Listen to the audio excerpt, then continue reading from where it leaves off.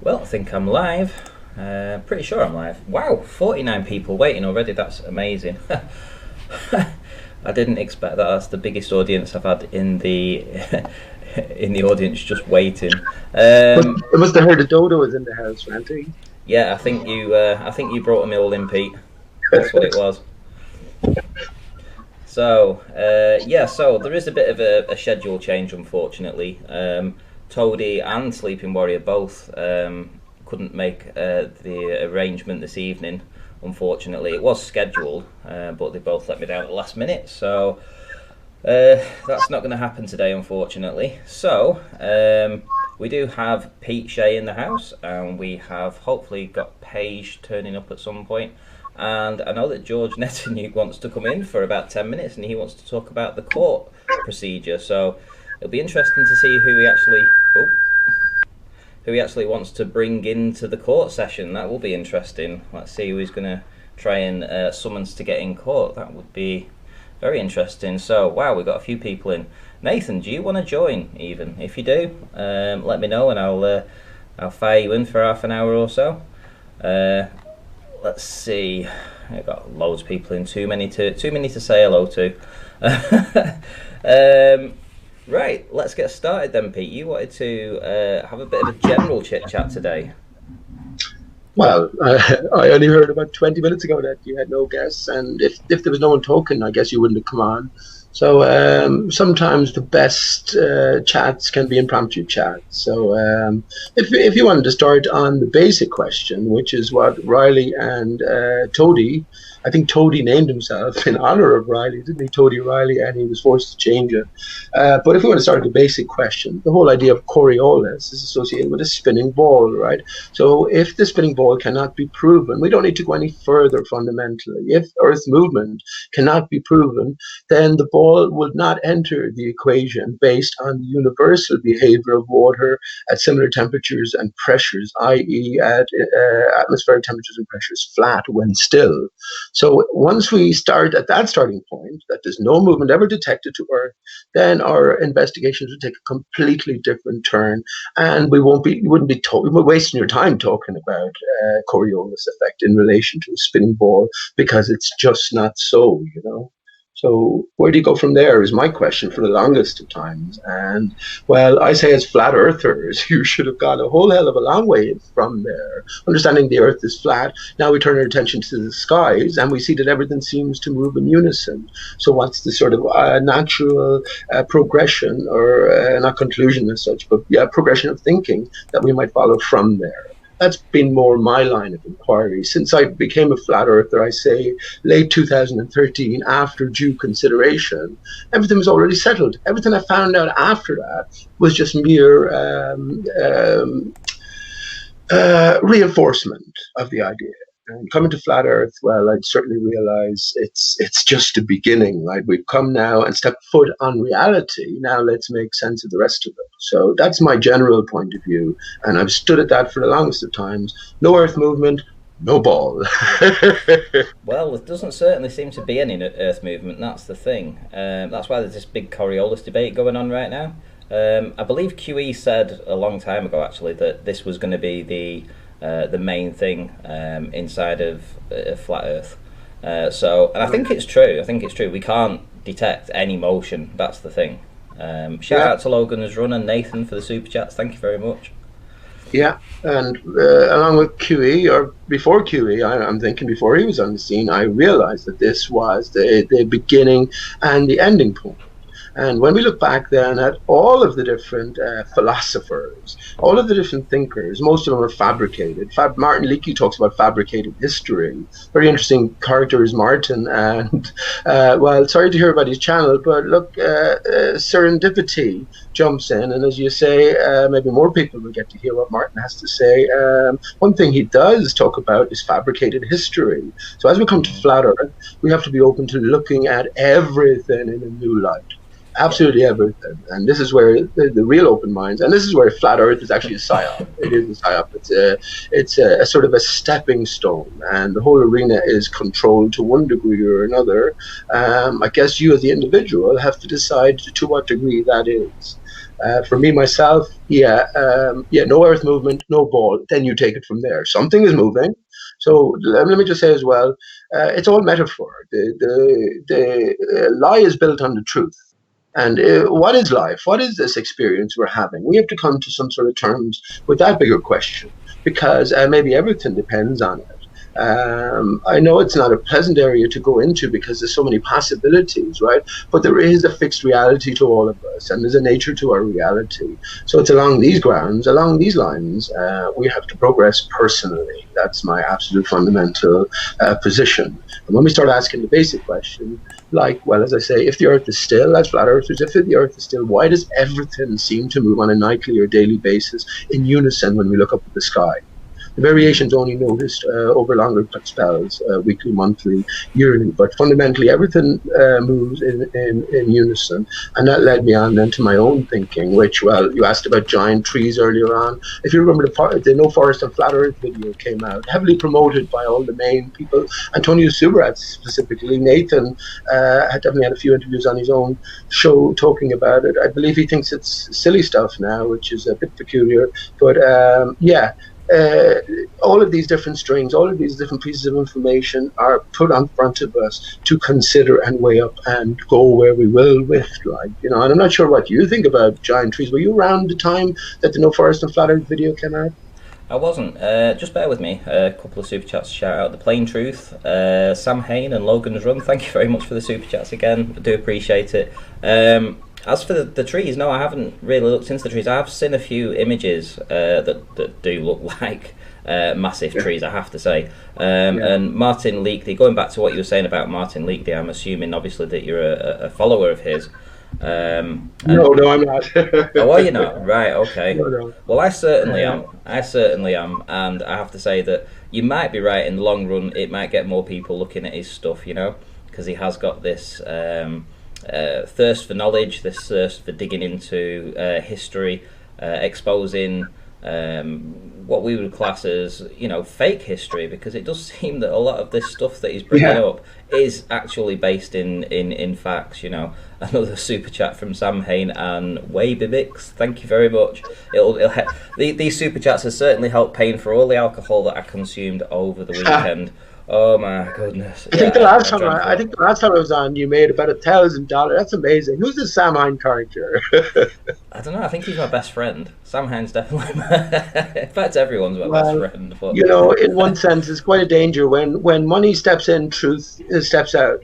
It's quite a danger in these arenas, but I tend to sort of overlook that. We have had our difficulties, and we still have our difficulties to this day. But because I'm on your show here, I'm not going to go too deeply into any of those things, although I stand by pretty much everything I've had to say. We're stuck in this arena, and we're trying to make sense of not just all this new information we're coming across, but now we have to rethink history. We have to rethink our very selves, the very nature of our people. Just what you said there, though. Sorry, just another shout out to Super Lumin Hayne for the super chat. Thank you very much. But going about what you're saying about the giant trees, right? This platform that I've made right here now is to talk about all this kind of stuff. And I know you say you don't want to get into this kind of stuff, but sure.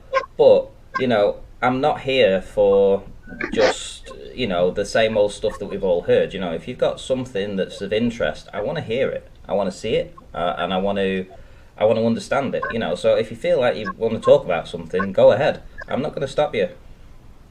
Well, sure. Listen, let's develop it first of all. But this is what I think. We're thrown into this new arena, so a whole different backdrop is before us. So the idea is for us ourselves as individuals to figure out the nature of our reality. Flat Earth was given to us on a plate. It absolutely was. When we arrived here, the whole arena was set up. You saw how much YouTube, even mainstream artists and athletes, etc., promoted it early doors. In spite of all the ridicule. And then we see the sort of process where it's ridiculed and pushed to the side after it's gathered so many interested followers. I think there's a greater story going on here, ultimately coming back to the great science versus religion final battle. So science has become now all about belief. And religion, in the true sense, has become about knowing. Us as flat earthers know there's a higher power, there's a creator behind all of this, even if it entails ourselves, but there is this higher power. So I think the battleground has been set. And well, all the front lines are prepared. The front lines on the other side is the general masses who've been given their own private monoliths now and given exposure to cheap and efficient technological gadgets and communicative abilities. So yeah, this is all on the side of science, so the layperson not too interested in the shape and nature of the earth will automatically side with science because they have their hands-on experience with it, but also because then there's been a campaign, if you want, especially here in Ireland, pretty much worldwide, against the church over the last many number of years with all the abuse scandals, etc., etc. So I think it's all a greater stage, and well, flat Earth is just the beginning. But upon arrival into flat Earth, I would agree with you on that in some respects. The idea that science is there to rid the world of religion. Yeah, I'm fully on board with that. Well, look, where I'm at now, the Bible was written in 1611. In around 1611 by the same hands that wrote the works of Shakespeare. We live in a construct. This is a construct. We are greater than the construct. We were given, for the purposes of contrast, the heliocentric or the heliocentric model. To be in hell is to be immersed completely in the material. And this is what the heliocentric model is all about. This is what the Big Bang model is all about. This is why it's actually called the Big Bang. Because no more greater material manifestation can you have than the Big Bang, the big fuck, right? It's how we all came here. It's all how we all arrived, how all of our material universes began when the sperm met the egg. So I think it's all encoded like this. And because we are of a greater origin, I've narrowed it down to two possibilities, Shane. Because we're of greater origin, not just material alone, we're either forced into this situation, forced into this experience, or we consent. So me, myself, I side with the latter. I say we consent, and the clues are there for us to piece together and, well, to come together, I guess, to understand that we're all of the same kind and, well, we're going through, well, an experience. And look, it's a very different mindset. When I say Shakespeare, the works of Shakespeare written by the same hands that wrote the Bible, so many other artists, philosophers, thinkers of the time and before and never existed. Copernicus never existed. For me, Newton never existed. Leonardo da Vinci, Michelangelo. So that's what I'm about construct. Everything is sort of manifested in the material, and it's for the purposes of, well, the great game of life, maybe. There's so many clues pointing to divided state without and a divided state within, male from female, self from self, the world apart. When Nathan talks about the physical and natural world, what does natural mean? I mean, we have to start defining all of these different terms and, well, thinking outside of the box again. One of the big questions I have for many flat earthers is, if we're trying to decode or discern reality, we all agree that the vacuum of space is nonsense. So what have we replaced it by? You can't just come along and say nothing. Anthony Riley says that. I don't concern myself with that. Or when I ask if there's a necessary barrier, necessary container, what is the possible nature of it, and how might it sort of affect everything going on beneath it? These are all pertinent questions for greater understanding. As I said, you have to understand that flat Earth is just the beginning, friends. Everything is already known. Let me just say, as we arrived at flat Earth, right? So let me just say this: as we arrived at flat Earth, two things were waiting for us. Three things anyway. The arena was populated, right? The Gleason's map was very important. That was waiting for us. So that was our banner. As we all arrived, maybe 2015, something like that. I was a flat earther earlier, so on different forums and different chats and elsewhere. But the Gleason's map was plastered on all the walls of all of the main I would say actors, the main people who were probably still in play at the moment. The Gleason's map was up there, and the one thing that the Gleason's map had that very few people spotted was Australia at the very top. Now, every map you've ever seen in your life, right? Australia's been at the bottom. Is that correct? I know you're in England, so it's pretty much the same for you as for me. Every single map. So we're encouraged to rotate it around. When we do, a certain bird jumps out at you that you know well, or you think you know well. That's the dodo bird. But that was waiting for us. Massive clue. One of the things waiting for us, the Bible literalists. So we're waiting for us with their book in hand. So we got to be aware of all of this. And, well, Get your thinking in order. That's what I say to the individual. The one, Piece the th- clues. the one thing I would say is about, you've mentioned quite a lot there, but when you're talking about, we need to understand this, we need to understand that. I think it's going to take an awful long time and probably far greater minds than what we have right now. We're a pretty small community in that respect for people that are actually doing this research and stuff. So I think until there's a lot more people in, we're not going to get to that point where we can answer all the questions. You know? Are you sure? Are you sure? I mean, it depends on what the nature of this experience we're having is. And if you don't think that everything is already known, I think you're fooling, not you particularly, but you're fooling yourself. Anything that we could endeavor to do. I mean, it's been a call for exploration. That's the most pointless call I've ever heard. Because, first of all, outside of all the logistics, right, where are you going to go? Where are you going to set out for? And how are you going to collate all of your different experiences? How are you going to ensure against infiltration? How are you going to deliver any results that you may find? What we need to understand better is that the truth of this reality is... Yeah, but isn't that a defeat? Isn't when you said that was a defeatist No. attitude, though? No, because the truth, I'll tell you exactly how. The truth of this reality is already known. And what we should be doing is talking about many things outside of just flat earth alone. I mean, I talk about the legal name fraud, 9/11 media and victim hoax, many other things that interconnect to everything. So it's actual opposite. There's no point in doing pointless things. What we should do is, first of all, recognize our own status here. We are the highest authority on the land as man. This is our dominion, our inheritance. The distinction is made between the land and the invading seas. You see, when Earth was destroyed by the decapitation of Aristarchus, we had a collapse of the barrier and we had an inundation, a changing face of the land, which is what the dodo represents, in part anyway. The dodo also represents us, the divided state of us. But we had an inundation of the saline waters beyond, which gives us the Earth's oceans now. Now we're under maritime law, admiralty law, so that distinction is made. We need to come back. See, actually, let me say this. You can be aware of everything I'm saying there, legal name fraud, etc., man on the land, and you can lay claim to your dominion.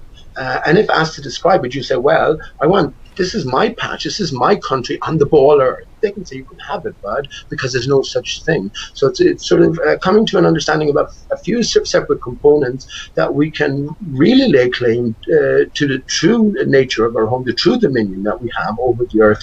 And by doing that, by uniting, right, in a common cause, then we can demand all of this stuff, all of the information be made available to the public. That's the only way as I see it. So it's not defeatist at all. It's just a pointless exercise. It would take too many years, and there's no way you could as I say, keep all of these different difficulties from entering the equation when you're talking about exploration. And especially, the last thing again, because everything is already known. The extents and bounds of the earth is already detailed, of the sky as well. The whole of the nature of our realm is known. You can be sure of it, man. Come on, where do you think all the money is coming? I mean, money is fake in the first place. Where do you think all the efforts, and that's even outside of the greater hand, the hidden hand they call it throughout history, the hidden hand is behind everything, and that greater force, let's just put it that way, who's in charge of the construct. That's the way I see it, Randy. I'm not sure about you and to what length or religious sort of aspect you've turned to. Is there a creator for you? Have you a personal relationship or understanding to any degree? Well, growing up, yeah, I mean, I was religious when I grew up. I turned away from religion when I was 17, 18, something like that. And then, obviously, through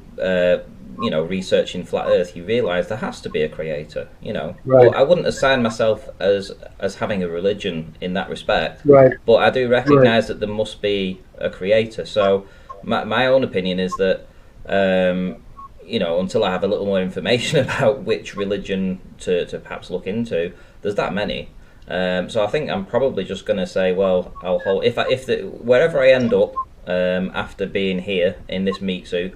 If it's if I'm going to be judged in some way, then they can judge me on how I've lived my life, and and recognise that I have accepted that there must be a creator. But I'm not going to strive to find out which one. just the way it is. But yeah, there has to be a creator, you know. It's a difficult one. Maybe the purposes of this life is to come to learn certain things so we know exactly what to do after we depart or shuffle off this mortal coil. I think a big part of all of this is identifying light, what light actually is. Beware the false light. Well, so what does the thing between the false light and the true light? The true light is within.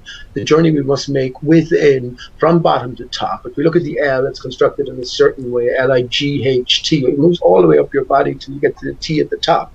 This is what I'm talking about when we leave the heliocentric, material-only universe behind. Now we can understand that there are different component parts to our being, like we've always understood. We have an immaterial center up in our head, right? We have a material center down in our groin and our gut. And then we have the heart center, which is the bridge between the two. This is why Jesus always points in his heart. Now, when it comes to Jesus, right, we obviously have come by maybe the zeitgeist idea that Jesus represents the Son and is the giver of life, you know, the Son of Man.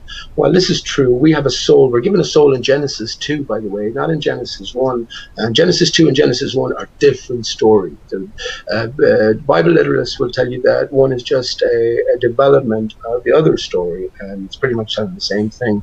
No, they're different stories completely. We are given a soul in Genesis 2, and soul is an anagram of you, Sol. Right? So that equation is made between us and Jesus. So Jesus is within also. We are in the divided state. If we think about what we do at Christmas time, you'd asked about the giant. Think about what you do at Christmas time. What's ingrained into everybody, Western world anyway. You get a decapitated tree, right? And you put it down in an X, right? So Christmas and Xmas are shortened versions, are versions of one another. So X and Christ representing the same thing. So you put the tree on the X and you artificially light it up with a big star at the top, that star representing Polaris, and you have a train track at the bottom and eternal presence. So it's all symbolic in a sense, but you can't make any sense out of it, or at least you couldn't. It's like considering what the stars are, but in the mindset of a heliocentrist or a big banger. You know, you can think as deeply as you like, but you have the context wrong, so necessarily you're always going to be off track. You know, we know there's no empty spaces given, and it's by considering what has replaced it or what has actually always been there. What is the reality that we can make progress? And you have to ask the basic questions, right? But just talking about religion, yeah, we were all born and bred into it, especially here in Ireland. And now I'm glad I've been through it because I realize that everything is symbolic. To take the literal is to lose at every hand's turn. That's what ballers are. They're literalists. They're literalists. They see something disappearing over what seems to be an horizon, and they call it curve. They're like young children looking at a pond, right? That's perfectly reflecting the clouds, and they're saying, look at the clouds in the water, without looking any deeper and seeing any other possible explanation for an obvious explanation. So let me just say one more thing about the ballers. So one thing to say that somebody is like George, I know you're going to leave George on in a few minutes. It's one thing to say that man is brainwashed or senile, which he's far from, a very intelligent man. It's one thing to say that. It's another thing to say that this man is a paid agent or an operative or an actor of some form or another. That will change the whole tone of any sort of conversation or any future conversation. And this is really what we need to do. I mean, deception has to be called out. We didn't come to flat Earth to be part of more deception or not speak up when you sense deception. Even if you're wrong as an individual or a man or a woman, you have to be big enough to, apologize or whatever. But we have to be coarser than ever in one sense, I think. Otherwise, what I see is happening now is everything has been stagnated. Honest to God, every conversation, I've said it on my own Hangouts, every conversation is pretty much about the same 3 or 4 core issues, right? But none of the ballers shifting in years. In years have they shifted on any of these issues. I easily found out as well. Ask them about other conspiracies, and they all sing from the same hymn sheet. So on the laws of probability alone, they're all lying, and they're playing a collective role. It's the same with the spinning ball Earth. On the laws of probability alone, so many problematic areas with the theory that we can rule it out without further investigation. So, I think these things are important going forward. But let me just finally say, it's all about the individual here. It's all about you and you awakening to the true nature of your reality. So don't let any other fucker tell you what's what. Shout out to Colin Turner, who says Pete has taken a vow of silence. I can talk, man. I can talk, but look, you can't talk. You can't talk to anyone about any of this stuff. You can't do it.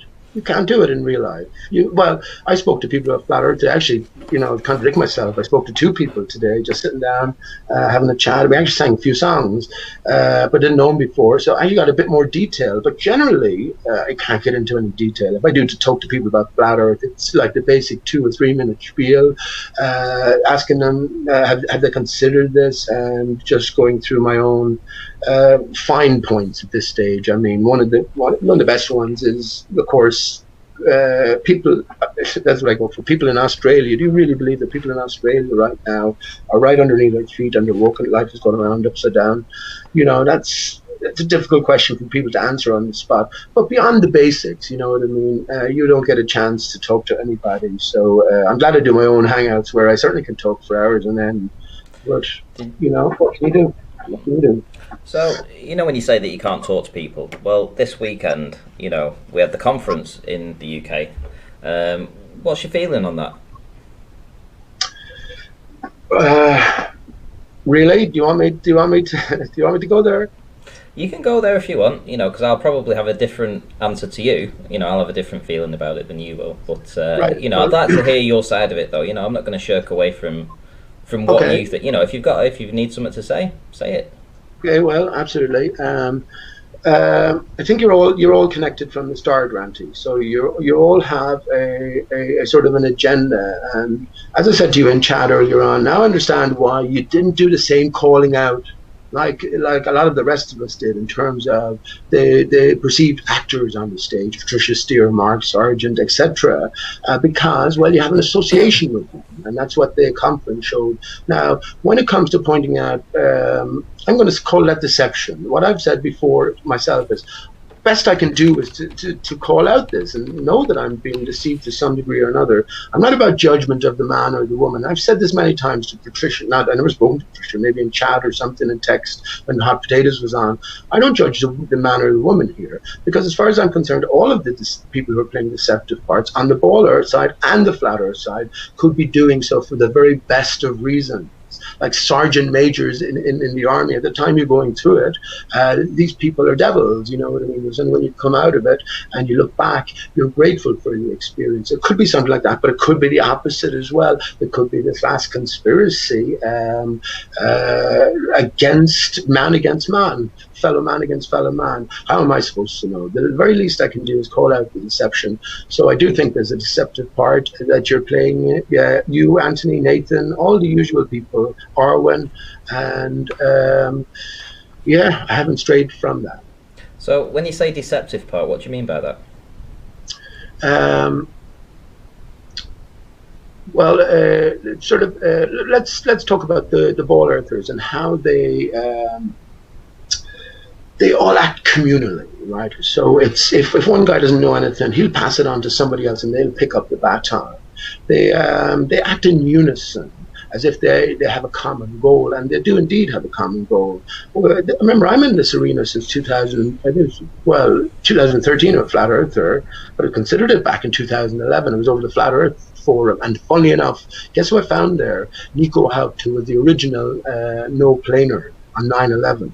And his later work, is something called Google 1649ish. So talking about historical revisionism, he has a big tome of work where he's collected as much data as he could, and he can't find any primary source material that predates this year 1649ish. So when I talk about the Earth being 421 years old, that's another piece of information, especially considering his role in the 9/11 debate, if you want to put it like that. Him being the first and the original no-planer makes him very significant indeed. 9/11 was intimately connected with Flat Earth. There featured the first plane or no-plane argument, and that argument is going on to today, right? But getting back to the ballers, they act in unison. Each of them knows, as far as I'm concerned, each of them knows the reasons why the other is acting. All actors recognize all other actors. And just as there's groupings in the flat Earth or the ball Earth side, there's groupings also in the flat Earth side. I call them the Batocli crew, right? So we have the Nathan Oakley crew on this side, and then we have the Potato crew on the other, and there's this sort of strand connections between. So people are acting in cooperation towards, a greater end anyway, but it is a controlled end. So that's as I see it. So who do you think's, I mean, you mentioned Tony, Arwin, myself. Yeah. Do you actually think that we're running a script here?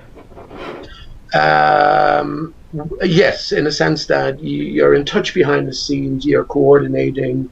I've said it in jest, but it's serious as well. The Patokli crew have all of your entertainment needs sorted out as flat earthers, starting off with Arwen in the morning, or probably earlier with Nathan and his premieres, whatever. But they'll take you right through the day, and all of your needs are met in one form or another. All your entertainment needs, I call it. But ultimately, what it's amounting to now is just the same repetitive arguments over and over again against, for the most part, the same baller antagonist. Here we have George dying to get in here to give his spiel. If you remember the last time, Ranty, I made a fool of that man when he said that if he was pointing a missile firing a missile at 1,000 miles an hour from the North Pole to Mexico, he would have to aim at Hawaii or something similar, 4,000 miles away. That's stupid, ridiculous nonsense. Any way you look at it, but. Will he change his mind? Will he reconsider? Not a chance. He'll come back as strong as ever, because I know that guy, I met him 3 or 4 years ago, bud. I met him 3 or 4 years ago, and what did he have then? The same arguments as he's going to come on tonight and present, as he'll do tomorrow. Okay. Same script. So, same arguments, yeah? Same script, yeah. It's the same arguments. It's not a script. It's just the same arguments. It's the same winning arguments. If you look at Nathan's housekeeping questions, there's a reason why they go through them every single day. It's to inform the audience and make them remember exactly what our points are, so that the audience can then be knowledgeable. It's not just talked about and forgot about and moved on. Sure. So when you say that, okay, it serves all the needs, it serves the needs of the people that listen, because then they learn. You would have to agree. I mean, The housekeeping questions, you are in agreement with them, yeah?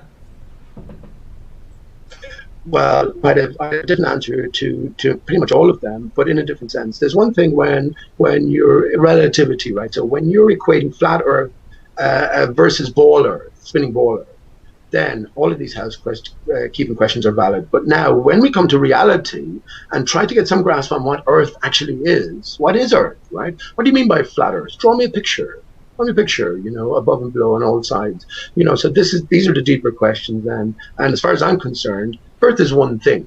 There's no separating the sky or the skylights from the Earth itself. We are in a bubble. It sounds weird. We're in a bubble in saline, within saline waters. But the top of the bubble has collapsed because the top of the tree is collapsed. Again, it's all a construct. So it's like a metaphysical reality, really. The problem is, though, when you start talking like that, it kind of answers your own question. Where do we live? And then you basically say that we live in a bubble and it's collapsed. That's my answer. Yeah, that's my answer, right? That's what I mean. But can you prove that? I can't answer for you. I can't answer for you, though. So what you'd have to do is answer yourself.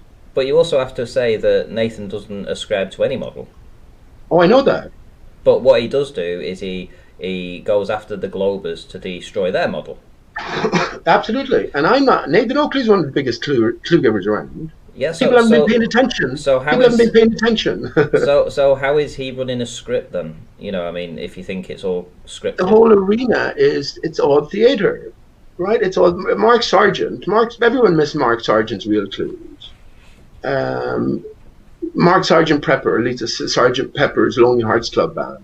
Leads us to Alice in Wonderland, leads us to the Dodo and elsewhere. So there's a different game going on. Now, all the bases are covered, absolutely. And what Nathan does excellently is squash the globe, squash it with precision.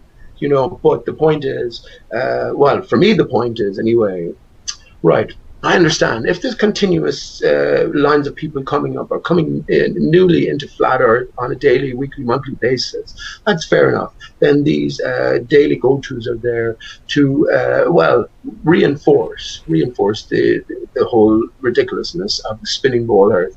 But when you get to a certain point, then well, what is becomes the bigger question as opposed to what isn't. Blue in the face talking about what isn't, uh, and that's fair enough. If Nathan has that set agenda, though, let him come out and say it.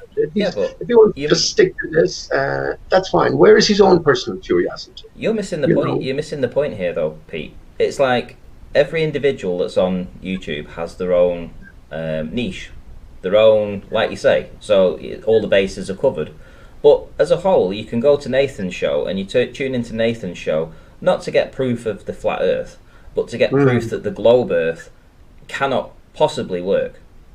Sure. Right. So in Nathan's format, you go there and you understand all the fallacies associated with the globe Earth and how it can't possibly work. And once you've done that, then that's a stepping stone then to find other channels that talk about different things. For me, I specialised in the horizon with optics over water. That was the only thing I specialised in, and that's the only thing I did for like nearly 3 years. Right? But why did you restrict yourself to that, man? Because I wanted to get all the answers. And I think I've got probably 90% of them. There's probably more to learn. But ultimately, 3 years of doing that, that's why I started this show, so that I could understand the other arguments. I thought that people could come in, tell me their speciality, come in, do a presentation. It would fast track my own research. Instead of spending 3 months trying to research a subject, I could find out of some guy that's researched it for 2 years. It's far easier. So what question are you lingering on at the minute that you're trying to answer yourself? Well, I'm not at the minute. I'm not lingering on anything. I'm still open to anything. So anything. Yeah, but you haven't been working on something since you came to Flat Earth. You understand that the horizon absolutely proves, in terms of stuff we can see, we shouldn't be able to see, that the ball Earth is out. So we know that. You know that spinning ball Earth is dead in the water, right? Yeah, and I like to think that I had a part in doing that. Work with the inferior mirage, etc., etc., etc. Compression, all this looming nonsense that doesn't happen. All debunked. Essentially, working out shoaling, working out swells, working out tidal bores, all kinds of weird stuff. You can research this stuff where you can find it. It's easy enough to say when you see a boat that goes away and it disappears, you can account for it in probably 95% of cases without having to bring in any kind of Earth curvature. Absolutely, and yeah, well, for me, the mirrored water layer killed the globe back in 2015. My previous avatar showed the sunset and you over water, and you have the mirroring effect, right? So, what more natural than to associate water with mirroring? So, I mean, that's fair enough, man. And from a personal point of view, though, why can't you entertain many different thoughts at one time? I mean, is there not a progression to your thinking? Now that you know that the Earth is flat, why do you think I've got this? Why do you think I've got this show? Well, that's interesting. The round table is associated with King Arthur. You know that King Arthur is a Christ-like figure, right? Right. So King Arthur, a Christ-like figure with the 12 knights representing the 12 signs of the zodiac, or the night sky. And Arthur, Aristarchus see Arthur as is. Without the one, the 12 would be no good, right? So this is where Jesus is in distinction from the apostles, or Arthur's distinction from the knights, because we have one central source. And let's get back to my basic question. Well, let's just before we go further, I just want to clarify something, because you said before that you mentioned agents and stuff like this, and people being actors and stuff. Do you think there's any actor agents in the arena around you on either side? Genuinely, no. Not on the flat Earth side from the people I've met, no. And what do you think about? What do you think controllers? Do you think the controllers here having some handle on things? Okay, so let me finish with what I'm going to say. So, for instance, I've already gone through Nathan's channel and what he does. So he has a particular niche that satisfies that people come in and they realise after listening to a show for a week, there is no evidence for the globe. We understand that there's no scientific proof for the globe, and they can debate that with anybody in a pub if they listen to Nathan's show for a week. Dead easy, yeah. And then other people go out of the way to go and research other stuff, and everyone's got their own little niche. So I assume who you're angling for is for somebody like Mark Sargent here, right? Because obviously this is someone I've heard you mention before. But the way I look at it with Mark is that I see a genuine person that I've met him, so I've spoken to him online. But in all of that, right, the amount of abuse that he gets, right, on all sides, the amount of ridicule he gets when he puts his face out there and he's getting misrepresented and stuff put out all the time, takes a certain type of person to be able to carry on under all that kind of pressure, right? And I can understand that, I can relate to that, because I had a bit of that myself when I first started doing my own research on optics, believe you me. But Mark, for instance, he's out there and he's bringing people in, right? You might not agree with his tactics for getting people interested in it, but he does. Whichever way you look at it, people come in because they watch him, right? And it's just a simple fact. And then they find other channels. So everybody, in a way, has their own individual niche to bring people in. I don't think they're actors. I just think that everybody is doing what they think is the best for the movement, and they all have their own specialities. That's what I think. Well, that's very naive, to say the least. But Mark Sargent, he was inspired by way of the clues almost overnight, and he gave up his whole life for the sake of flat Earth, and he hasn't changed his position on pretty much anything in all of these years, even though his face has been on countless millions of televisions earthwide.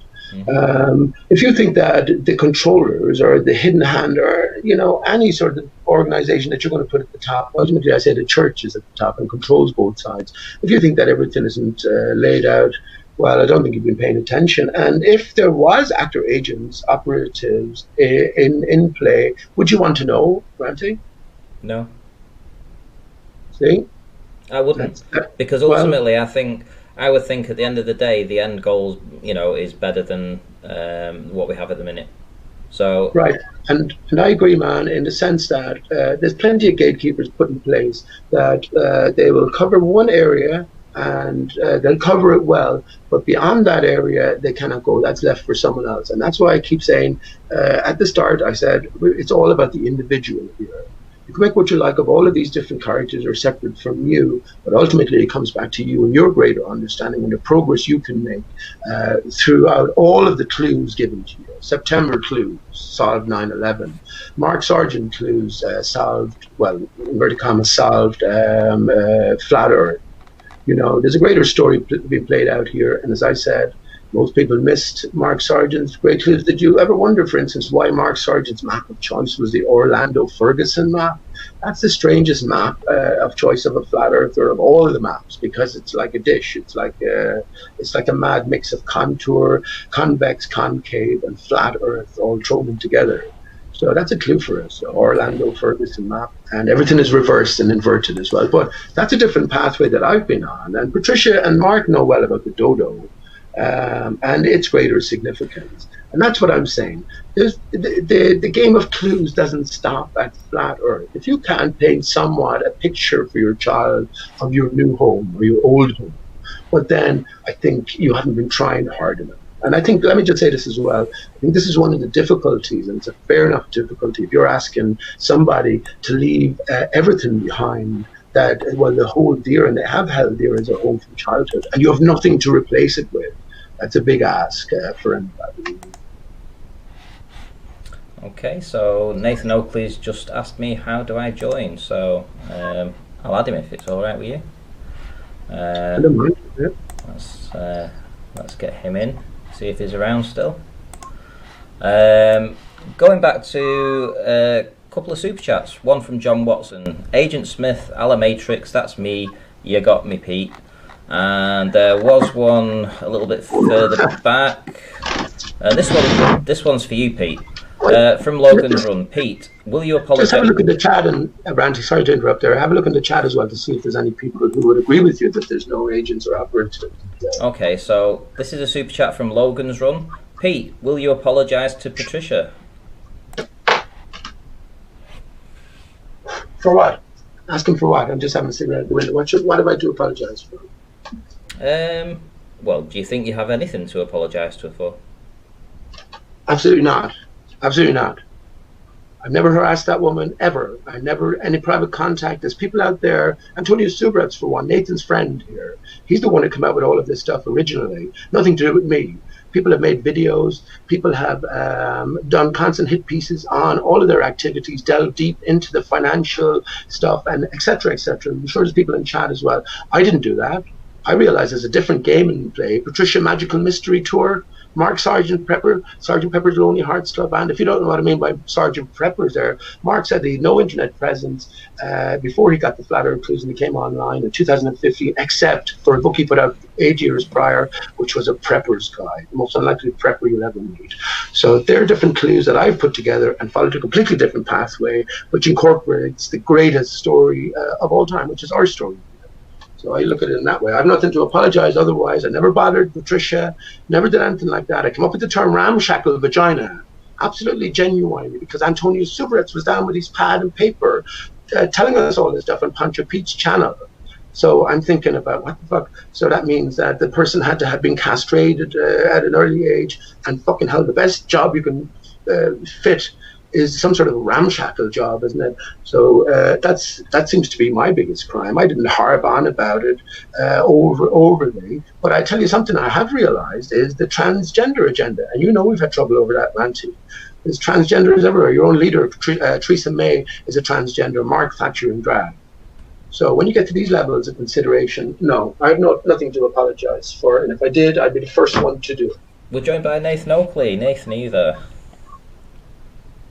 Hello. Hello.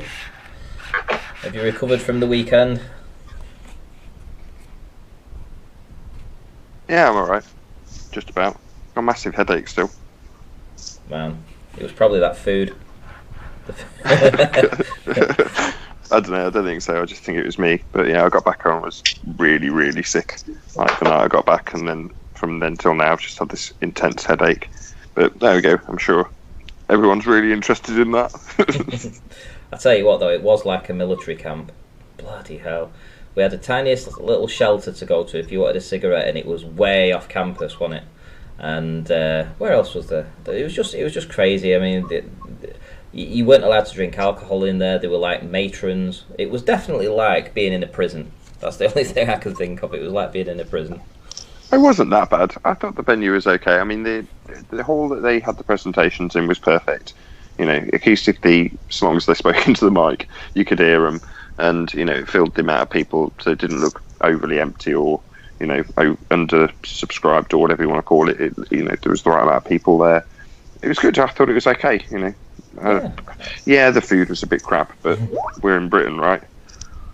Yeah, and well, yeah, there was 120 people there, and I remember Paul on the plane. He went to go and get some food, and he saw that they had some salmon cooked, and he says, "Can I have 2 salmon, please, instead of like salmon and chicken?" And he went, "No, you can't." He was like, "Oh, right." So we got this tiny little slice of salmon. It was just kind of weird. Very regimental, and considering the number of military people in the Flat Earth arena, it's unbelievable, especially on the Ball Earth side, but certainly on the Flat Earth side as well. Yeah, but that wasn't that. It was just the venue. The venue was some kind of military camp or something, I think, for kids, and I think they continued using that in this particular, you know, with us lot, you know. Yeah, well, I was just sort of making a joke, but not really at the same time. But did you learn anything over the conference? Did you? I think it's always about what little pieces we can put together as individuals to further our understanding of the nature of this place we find ourselves in. Well, so did you learn anything? Did I learn anything personally? Probably not. I probably already heard a lot of the stuff that had been talked about. More than anything, it was just to socialise. You know, it was actually meeting people face to face, getting to weigh them up face to face. It was the first time I met Nathan. Yeah. First time that I met there's a lot of people there that I'd never met before. It's the first time I've been to a convention, so it's probably obvious that that's how it was. But yeah, it just got to meet people, you know, socialise, shake the hands, check them out, see what everyone seemed normal. You get to see somebody online, and then you actually get to meet them, and you get to spend time with them, you get to eat with them, you get to drink with them, you know, and you realise that they're just like you and I. There's nothing there. There's no hidden agenda. There's nothing. Just normal people doing fine. How are you going to ascertain that? I mean, this is the whole point about, I guess, secret services. You have to pass off as fitting in normally and not giving any adverse sort of impressions, I'm guessing. But how would you know that? I mean, what do you think, Nathan? Do you think there are any actors or agents? I know you don't like it when I say that. Do you think there are any actors or agents planted within the arena to control the argument? I think the clues are all there. I mean, you've only got to look at Sergeant Pepper's Army and it tells you everything you need to know. What do you mean? I mean, you've only got to look at the Beatles and that basically tells you everything you know. So what did the Beatles mean to you? It means everything that in answer to this question. You just have to look at Sergeant Pepper's, the cover. That's all you need to know. It's obvious. Well, in fairness, Paul/Fall was the Dodo, and Sergeant Pepper's is the most significant album in history, right? So are you saying there's no possible attachment or any possible significance to it in terms of any greater story or greater encoding? If you are, well, you're very uninformed, but I don't think you are that uninformed. Just giving the same answer you gave. Ranty asked you what proof you had that I was an actor/agent, and that was your answer. You've only got to look at Sergeant Pepper's. So I'm giving you the same answer back that you gave, and then you gave the same answer when you I didn't give that answer to any question. And then you gave the same answer when you were asked about attacking Patricia Steer. You just said you've only got to look at Sergeant Pepper's. That was your answer. No, I didn't. Yeah, you did. No, I didn't. I said I long since realised that Patricia Steer and Mark Sargent were characters in the arena, and I pointed out that Patricia's magical mystery tour. Well, so you did then. You can laugh all you like, man. I know your game well enough. You can laugh all you like, but I asked you a specific question: are any actors or agents in this flat Earth or globe Earth arena? No, you're right. I'm just being silly. No, you're not being silly. You're just being smart arts, right? But you can't answer a direct question. Do I think this? How the hell would I know? Yeah, after all your time here, right? I don't know. Fair enough. I don't know. I don't. Pete, there is the one thing you've watched JLB, haven't you? Yeah. One of the first things I watched after coming to Flat Earth was a video by JLB where he pointed out that there is absolutely zero evidence of paid shills. Zero. None. Ha. He hasn't made his way properly through the 9/11 mire then. I'm talking, hold on, not 9/11, we're talking about Flat Earth, right? I know. I don't know. I'm not in that arena. I know that, but the arenas are connected, right?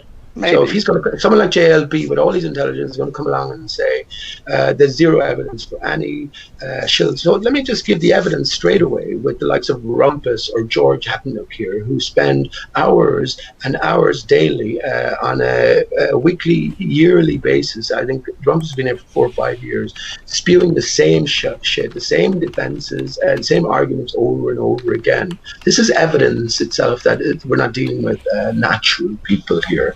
Right, and especially in light of the arguments that we bring forth as flat earthers, which are obvious and apparent arguments. How you find these characters out is when you bring in other conspiracies, and they must all adhere to the official story on everything. The old sing from the same hymn sheet. Now, to realize this, what conclusions can you come to? That they're doing it out of the goodness of their heart, that they're brainwashed and that they're senile, or that there's a coordinated effort here? There's an arena that's been populated with various and sundry different personalities who are all privy to the greater truth in one form or another. You yourself harbor a lot of Bible literalists, Nathan, and these are certainly one of the groups that are a coordinated group within flat earth thinking.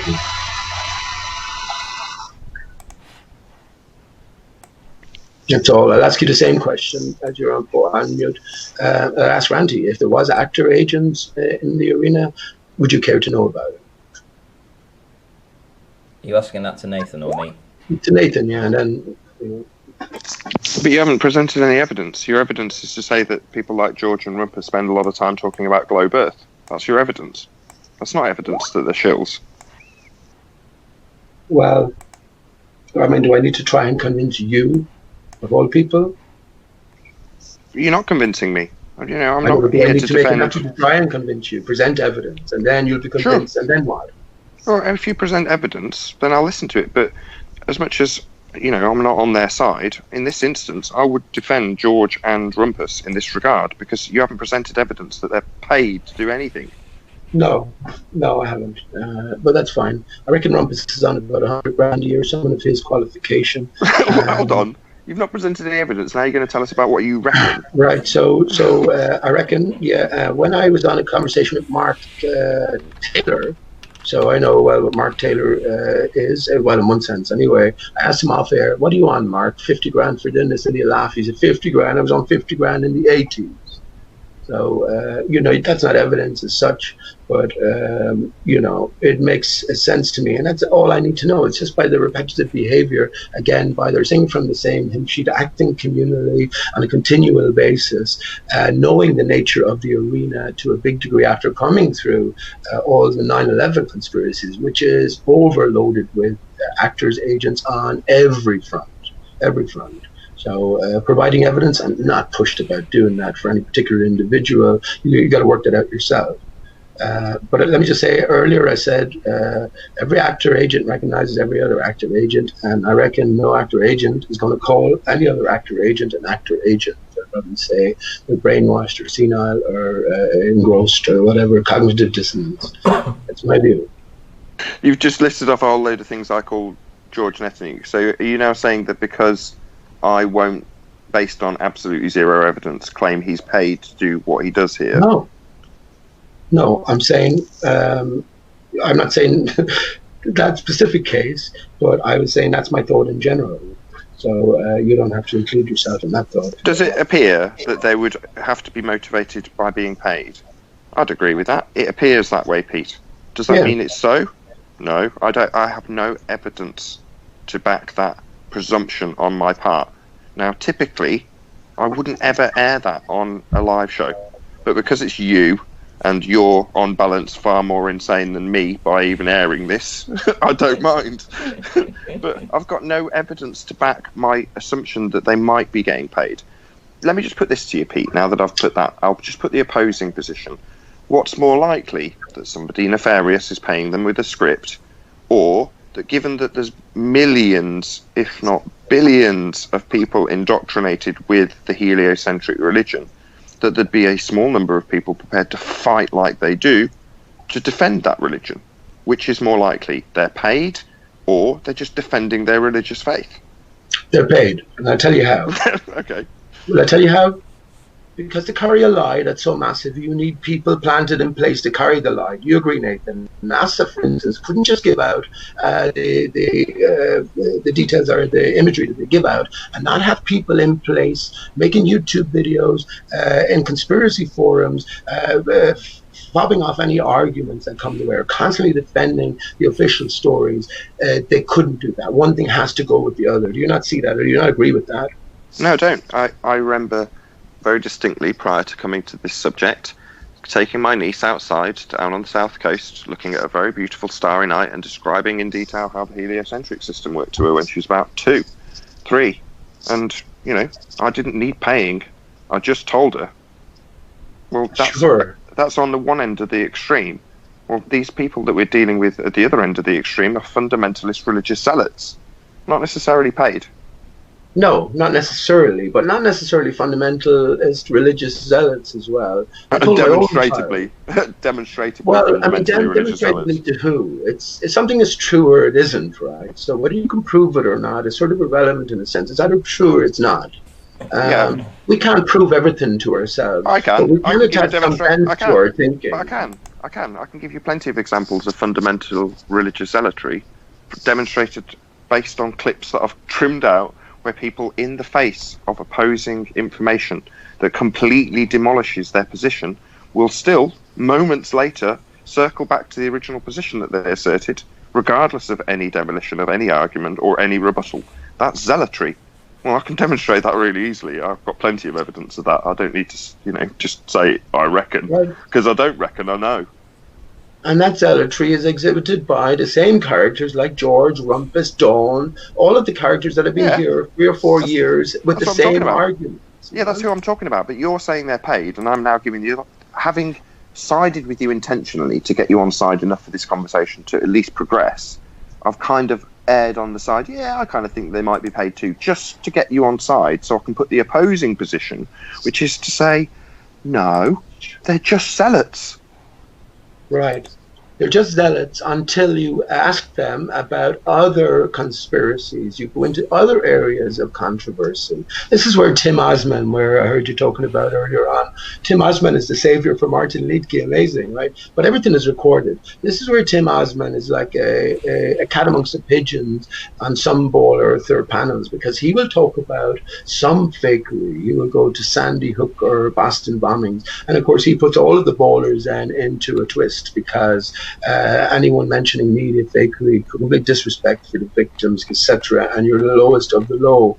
So as far as I'm concerned, Tim Osman, the likes of P. Mars, they're all middlemen. So everyone is catered for. As Randy was talking about earlier on, when you've outgrown Nathan, or when you see beyond the arguments, and you know you live in a flat in the stationary plane, and you're moving on to something else, then you know you have to leave Nathan's show behind and ask different questions or seek answers elsewhere. So it's the same with all of the different layers of characters that are planted along the path. Everything is controlled from the very outset. Can I prove that to you? No, I can't, man. I can't. Or if I was to try and attempt to prove it, I guess I could go somewhat but it's not worth it. It's not worth it. These are questions that you as the individual, not necessarily you as the individual, each individual should be asking themselves if we're of the point of view that all is certainly above board and as it seems in this arena. Now, if we're not, well, then come the deeper questions that you must ask yourself and answer. A couple of shout outs, both to Sam Hain. You'll like this one, Pete. Everyone is here for Pete Shea. Kick Nathan. And we have another one. Nathan is going to rage quit. Well, look, I asked you earlier on, Ranty, and you said you weren't working on any. I'm always working on something in my brain, trying to piece all of the different people. Are you working on anything, Nathan? I've asked you a few times. What have you replaced the vacuum of space with, first of all, and then what is have you considered the nature of the necessary container that withholds whatever is there from what's underneath, what's in the earth around there? Are you working on anything? Which one do you want first? You asked me. Yeah, well, let me ask you, that was an example of a couple of questions I did ask you. You might be considering that, but are you considering any deeper issues in relation to reality that you've expanded upon in your thinking? No, not at all. I don't know what the sky is. Sorry, Pete. At all? Have you considered the nature of the container? I just said I don't know what the sky is. I'd love to. I really would. No thoughts in it, man. Come on. Thoughts? Who cares? What I reckon about the sky? You don't care what it is. You're just going to spend. That's not what I said. I just said I'd really love to know. Now your reply is you don't care. You're not listening. No, I to said what you I'm saying. don't care about what is. You're stuck on what isn't. You're not listening. I'd love to know. I'd really like to know what the sky is. Right. I just don't. And what I reckon is worthless. I don't think so.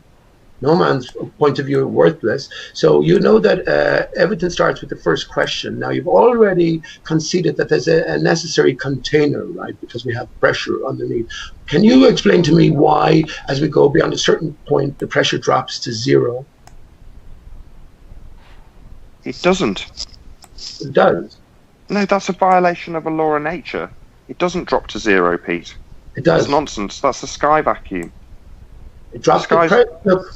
Pressure drops to zero beyond a certain point. It's about 70 or 80,000 feet. It drops down. Pressure continually gets lower and lower and lower. No, it doesn't. It's close to zero. Close to zero. No, it doesn't drop to zero. You are wrong. No, I don't think I'm wrong. What is this? What you reckon? Well, this is what I asked you about the nature of the container, right? Because as far as I'm concerned, there's a pushing force from above, which is settling everything into the way we find it underneath.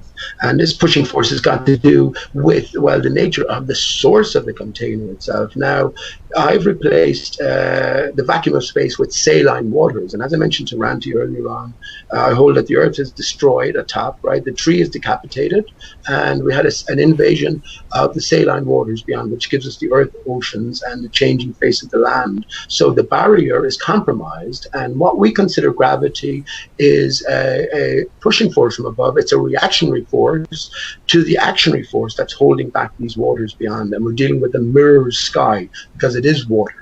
So that's my impression. So we have actually space, right? And that's the areas or the volumes directly beneath this this energized barrier. And as you move closer to ground level, then this intensity dissipates, and well, we have what you call pressure, which is a different matter as well at these lower ground levels.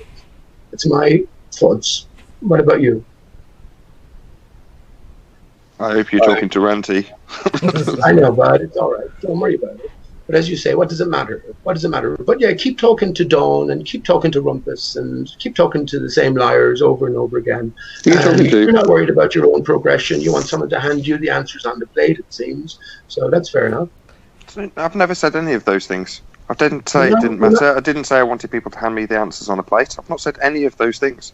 I don't know why you you'd love to know what the sky. You have to know what the sky is. You said right. Yeah, that's correct. You have no interest in asking questions because what you have to ask would be irrelevant or something. Sure. What have you done in regards to figuring out what the sky is, Pete? What have I done? I've thought about it anyway. Thought about it? All right. About what I've done? I've tracked the sun. I did 2 sessions, 24 hours solid. So you've done nothing but pondering. Right. So your accusation is I don't care. You've had a little think about it and told us what you reckon. I've done something about it and actually had a proper look at it. So why didn't you mention that then? Pete, you've levelled an accusation that I don't care and I'm waiting for people to come and hand me the answer on a plate. No, that's an outrage, Pete. That's not the case, Pete. You, on the other hand, have sat around thinking about it now, haven't you? I couldn't give a shit about what you reckon. Do you understand? Don't misrepresent what I say, Pete. It's an outrage. I haven't said I don't care. I haven't said I'm waiting for someone to come and give me the answer. Is it an outrage? Those are not the things that I have said, Pete. Pete, I'm telling you off because you've completely misrepresented what I've said directly to you. Now, either you're senile or you're deaf or you're a wanker who just likes misrepresenting what I say. Now, none of the things that you just said were things that I said. I said the opposite of things you said, Pete, and have actually done things to try and figure out what the sky is. You, on the other hand, have had a little think about it and are now telling us what you reckon. Like that's what Ours darkest, man. Ours darkest. Yeah, now you fill us in about what you reckon. Where in your thinking got you, Nathan? You don't know what the sky is, right? Where's your thinking got you? When you say you did sun tracking, how many times did you track the sun in your local sky? But you did that with Antonio Subarats, right? Who's not your friend anymore, isn't it? After all of that debacle with Patricia, who is still your friend, who has been erased from the internet because she has been offended by, well, she felt it necessary to mention somebody like me, who's done nothing to her. But she felt it also necessary to erase everything that she's ever produced from the internet, almost betraying people who followed her for all the years and gave her some sort of a genuine character. Yeah. But I ask you a question and you don't answer. You come along and give a 2-word answer. You don't know, or a few-word answer. You don't know what the sky is. What you think in it is irrelevant. Something equivalent to that. And now you give a later qualification. Why didn't you give that answer first of all? Well, I considered what the sky was a couple of years ago. I realized that the figures and the results we got in were nonsensical, so I left it there. That's even something. Yeah, but right? You missed That's not what I said. He's just made that shit up. I've never said those words. Have never crossed my lips. Pete's just decided what the outcome of sun tracking was and decided what I thought about it and just parroted off some shit that he's decided. I didn't decide. I said, why didn't you start off with that in response to my question? What, start off with what you just said? Are you deaf, meaningless and that it's nonsensical. That's what you just said. No, I didn't. You're not paying attention. Are you doing something? Are you playing games or something at the same time? Because you're not listening to everything I'm saying. I am not deaf. I am listening to you. Right. And the words. So I said, why didn't you start off with that in response to my question regarding the sky, that you did these experiments a few years ago, Not and maybe experiments. you were to say the results were inconsequential, so I left it and I didn't have any more interest in it because I knew. Sorry, That's what I said. Sorry, when did I say the results were inconsequential? Have you looked Okay, at you'll the have to results? listen. Are you drinking tonight, man? You're not understanding. It's my Irish accent. You're not understanding what I'm Not saying. understanding you misrepresenting what I say. You want to say it again? I understand it. Yeah, I do Right. understand. You've said it twice, Pete. You've said the results were inconsequential. No, I did not say. I did not say that. Pete, I heard you. I'm not deaf. No, I said senile. maybe. I said maybe you would have said that. Do you understand? Maybe I would have said that. I didn't didn't say that. Maybe I would have never said that. said you. And maybe what you've just fucking decided that I've said that, or maybe I've said I haven't said Go that. Back and listen. Stupid fuck. Go back stop and listen, talking, Pete. Stop talking. I've listened to you now. Stop talking for a minute. You're an ignorant I don't want to talk. And you wouldn't dream of talking like this. That makes you a coward, Oakley. You wouldn't dream of talking like this. Yeah, because you're talking through me, and I'd like to talk uninterrupted to you, Pete. You're a fake man. You're a fake. Off you go. Okay, so Pete, coming up with an idea of what I might have said is why I'm getting annoyed at you. Please don't just decide through your thoughts and divination what I might have thought or said. Don't do that, Pete. It's not reasonable. Yeah? I'm not divining what you might think, am I? Because that's not reasonable. So what I'm saying is, please don't misrepresent what I've said by rattling off some shit that you've made up that I might have said.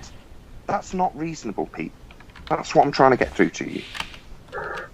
Okay, well, once again, you need to go back and listen to my response, which was that when I asked you about the sky, if you had come along and said, well, I looked into all of this a couple of years ago when I did the sky tracking, and maybe, remember I said maybe, that, look, the results didn't correlate, didn't make sense, and then we lost interest in it. That could have been something that you might have said. You would have expanded upon your experience investigating the sun tracking and the sky. So go back and listen again, right? But you never apologize. I remember the last time I was on with you regarding Aristarchus I was talking about, and what a vile attitude you had towards discussing anything, any other new possibilities, you know, and that manifests as well. So I don't mind. I asked you a simple question. You don't have any questions on the boil at the minute. That's fair enough. I do have lots of questions on the boil. So again, let me get it straight. Given that on about 800 episodes daily, pretty much, I ask a series of questions. You're going to now tell an audience, again, having divined total shit that is completely incorrect, that I don't have any fucking questions. When I ask I asked you a minute ago. Pete, I'm in the middle of talking. Pete, I'm in the middle of fucking talking. Yeah, I asked you a question Shut a your minute fucking ago. old bastard mouth and let me finish You're what a I'm talking. nasty piece of shit. Yeah, because you're talking through me, you old bastard. So now I'm going to start insulting you if you do it again. Don't fucking talk. Are you doing it now, Pete, you old bastard? Shut the fuck up. I'm talking to you. Doesn't mean you start talking. Here, man. Shut your mouth. I'm just talking to a senile old fuck who's just said, I don't have any questions. Beat the shit out of you, man. The senile old fuck would beat the shit out of you. Senile old fuck. You clutch onto your chest. Show your body language, Pete. What you're doing is you're showing an audience while you talk. I'll shut up for a bit, Pete. I'll wait till you run out of steam. Good. You're a nasty little fucker, man. Anyone with anything to do with you. If you're like this to people in person. Remember I asked the question that I asked you, Ranty, to him, and he gave the same answer as you did. So that's what I'm referring to. And this fucker here is just foul. That's all. But I'm done now. Continue. Yeah, we can see from your body language, Pete, that you're having your ass handed to you. Because what I'm pointing out body language? Yeah, I'm still talking, Pete. I went on mute. Can you do the same for me, please? Can you just pop yourself on mute? Off you go. I don't need your permission, you stupid old twat. So, Pete, I have a series of questions. Now, you've ham-handedly segued away, and you'll probably start talking through me while I highlight it. You start shuffling uncomfortably. You are wrong. You have made up another series of shite about what I do or say, and now, like George Netanyahu, you're having to fuck off camera, aren't you, Pete?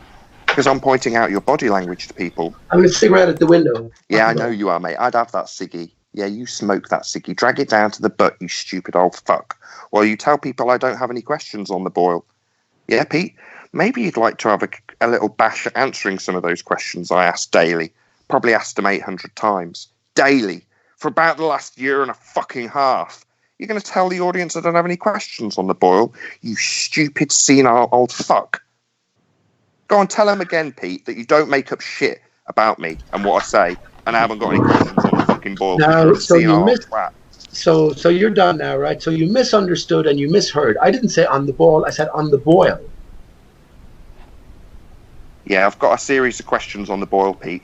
Permanently on the boil, right, mate. So remember I asked you that question and you specifically said, no, you don't. Do you remember that, Ranty?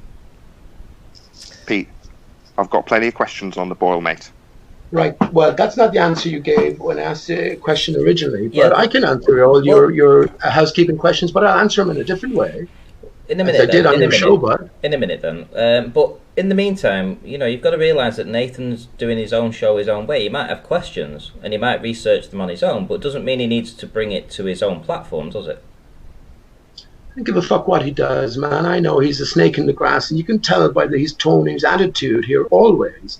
This man is acting his part, and, he's criticised me in the past for what I may have said or not said regarding Patricia Steer, justifiably so based on all of the different evidences. But I constantly remind him that he was fucking best friends with Antonio Subirats, the one who laid all of these accusations against her. And he's still, as you are still best friends, are friends with Martin Liedtke, who happens to still maintain a friendship between both Antonio Subirats and Patricia Steer as well. Something you would have thought would be very, very difficult to do considering the level of accusations that have been thrown around. At least one of them is a dastardly liar, right? One of them has to be, or both of them, or maybe none of them, and it's all theatre. That's the question. You talk about throwing accusations out, and to be fair, I mean, all I've heard from you this evening is quite a lot of accusations being thrown about other people. You've got to say that, you're throwing just as much mud as everybody else. Well, I mean, we were talking about a specific thing. We were talking about actors, operatives within the arena. You said yourself you're not bothered. If there was, you wouldn't care to know. And, Nathan wants everything proven to him. So, I mean, where are you going to go with that? If you think this is not important, I think it's vitally important to recognize it. More for the individual than anybody else. You've got to realize if you're being played, don't you? Yeah, but the thing is... you were having quite a civil conversation until you brought up Antonio Subirats, and you went after Nathan with Antonio with a kind of bat to bat him around the head with it and say Antonio. That's obviously what's triggered. Just there, you mean? No. It was about 20 minutes ago. About 20 minutes ago, you brought Antonio up, and that's when things deteriorated. But you knew that would happen by bringing him up. No, but hang on. Just remind me the context. I brought Antonio Subirats up 20 minutes ago, before Nathan arrived, is that? No. This is after Nathan arrived and you'd been talking to him. But what I'm saying is that, there are sore points that, people just want to move on from and get over, And well, it's like read out, hang on, Randy, you read out was it Sam Hine who asked the Super Chat question? So that got us involved with Patricia Steer again. Yeah, so but with Patricia, though, somebody asked, it wasn't from Sam Hine, but you were asked, would you apologise to her? Yeah. And, in your opinion, you don't think you have anything to apologise to. But what do you think I should apologise to? I remember when I first watched one of your streams way back when, probably a couple of years ago, and you were doing a facial reconstruction of Patricia Steer. With her cheekbones and her eye bones and her nose and her mouth and you name it, how she stood, what size her shoulders were, all this kind of in-depth investigation to this woman's body. And to be honest, it disgusted me. Because this woman's body, this was a face analysis, right? So it disgusted you that Antonio Subirats, so you weren't there at the early doors when these were two prominent characters on the scene, right? And they were looked up to on all fronts. Then suddenly Antonio Subirats introduced all of this, whatever you're going to call it, you call it a lie. That makes him a dastardly man then, right, Ranty? Not me. So he introduced it all. There was other people who did many, many investigations. What I realized was Subirats is a fucking actor himself. Subirats backwards is star-I-B-us, R-I star-cus, right?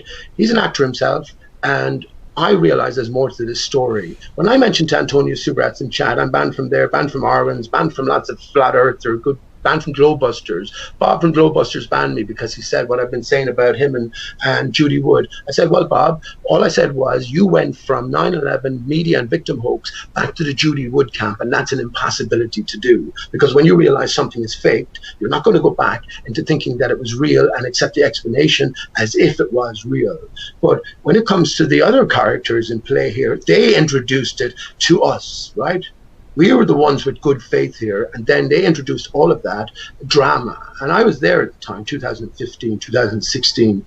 What I did with Patricia Steer, realized there's theater going on because I was finding different clues in different ways. And Patricia wears facial prosthetics. I've identified them from different snapshots of Patricia. That's the only investigation I've done. I haven't gone through her body with a fine-tooth comb. What I've done on a couple of occasions is to look at the head and turn it upside down, because what that does is because we're so what gives you the right to do that, though? And when people ask, have you anything to apologise for? Bring in a middle-aged lady, late middle-aged lady's head onto your computer and spending hours analysing it, right? I mean, serious? Come on, seriously? Are you serious, man? No, yeah, I am serious, yeah.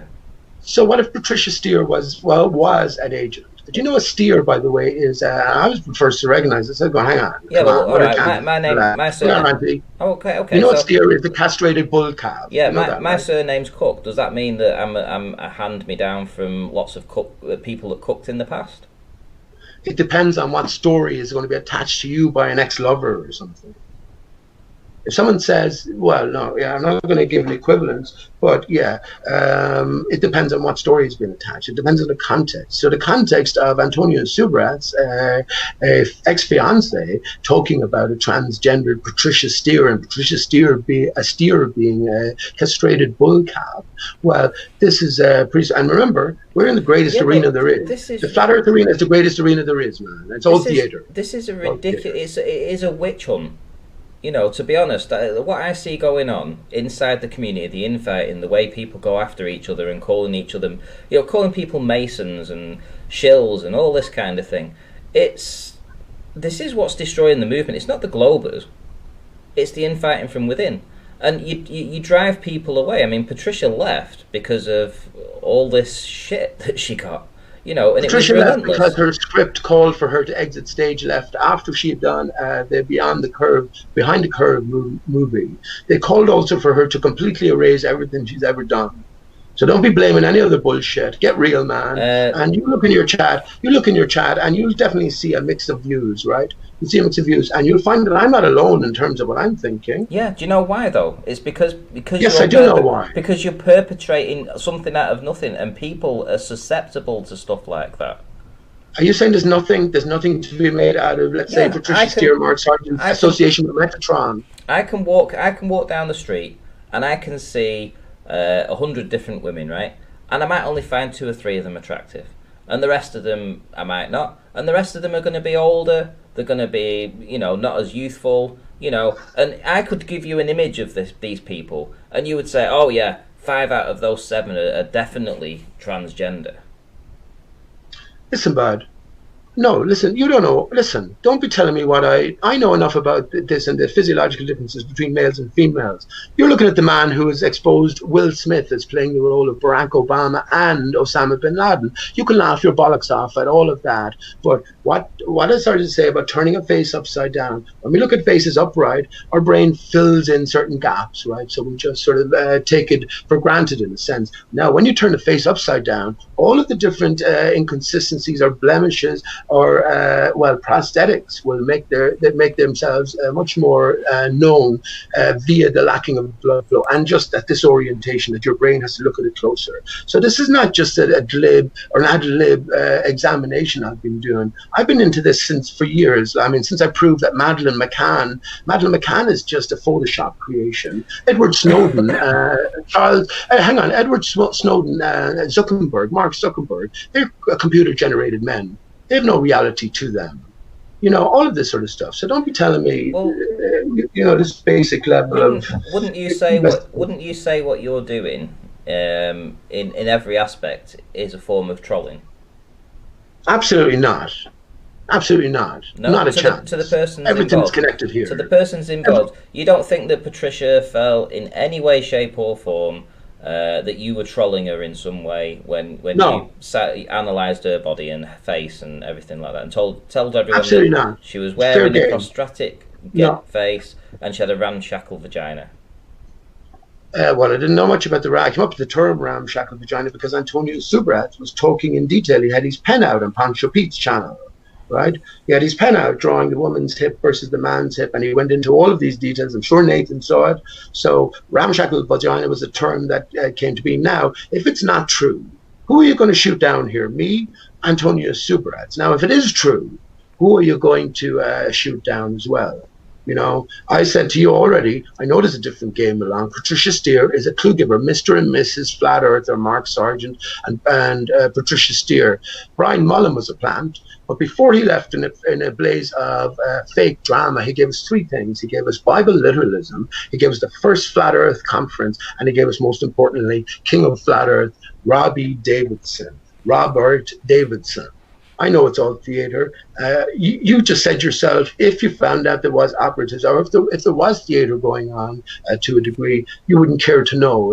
Would that be misquoting you somewhat? It wouldn't. Yeah, it's not misquoting me. I wouldn't care to know. As long as I watched their stuff and I found validity in what they were saying, and I could see that what they were doing was positive, I wouldn't care.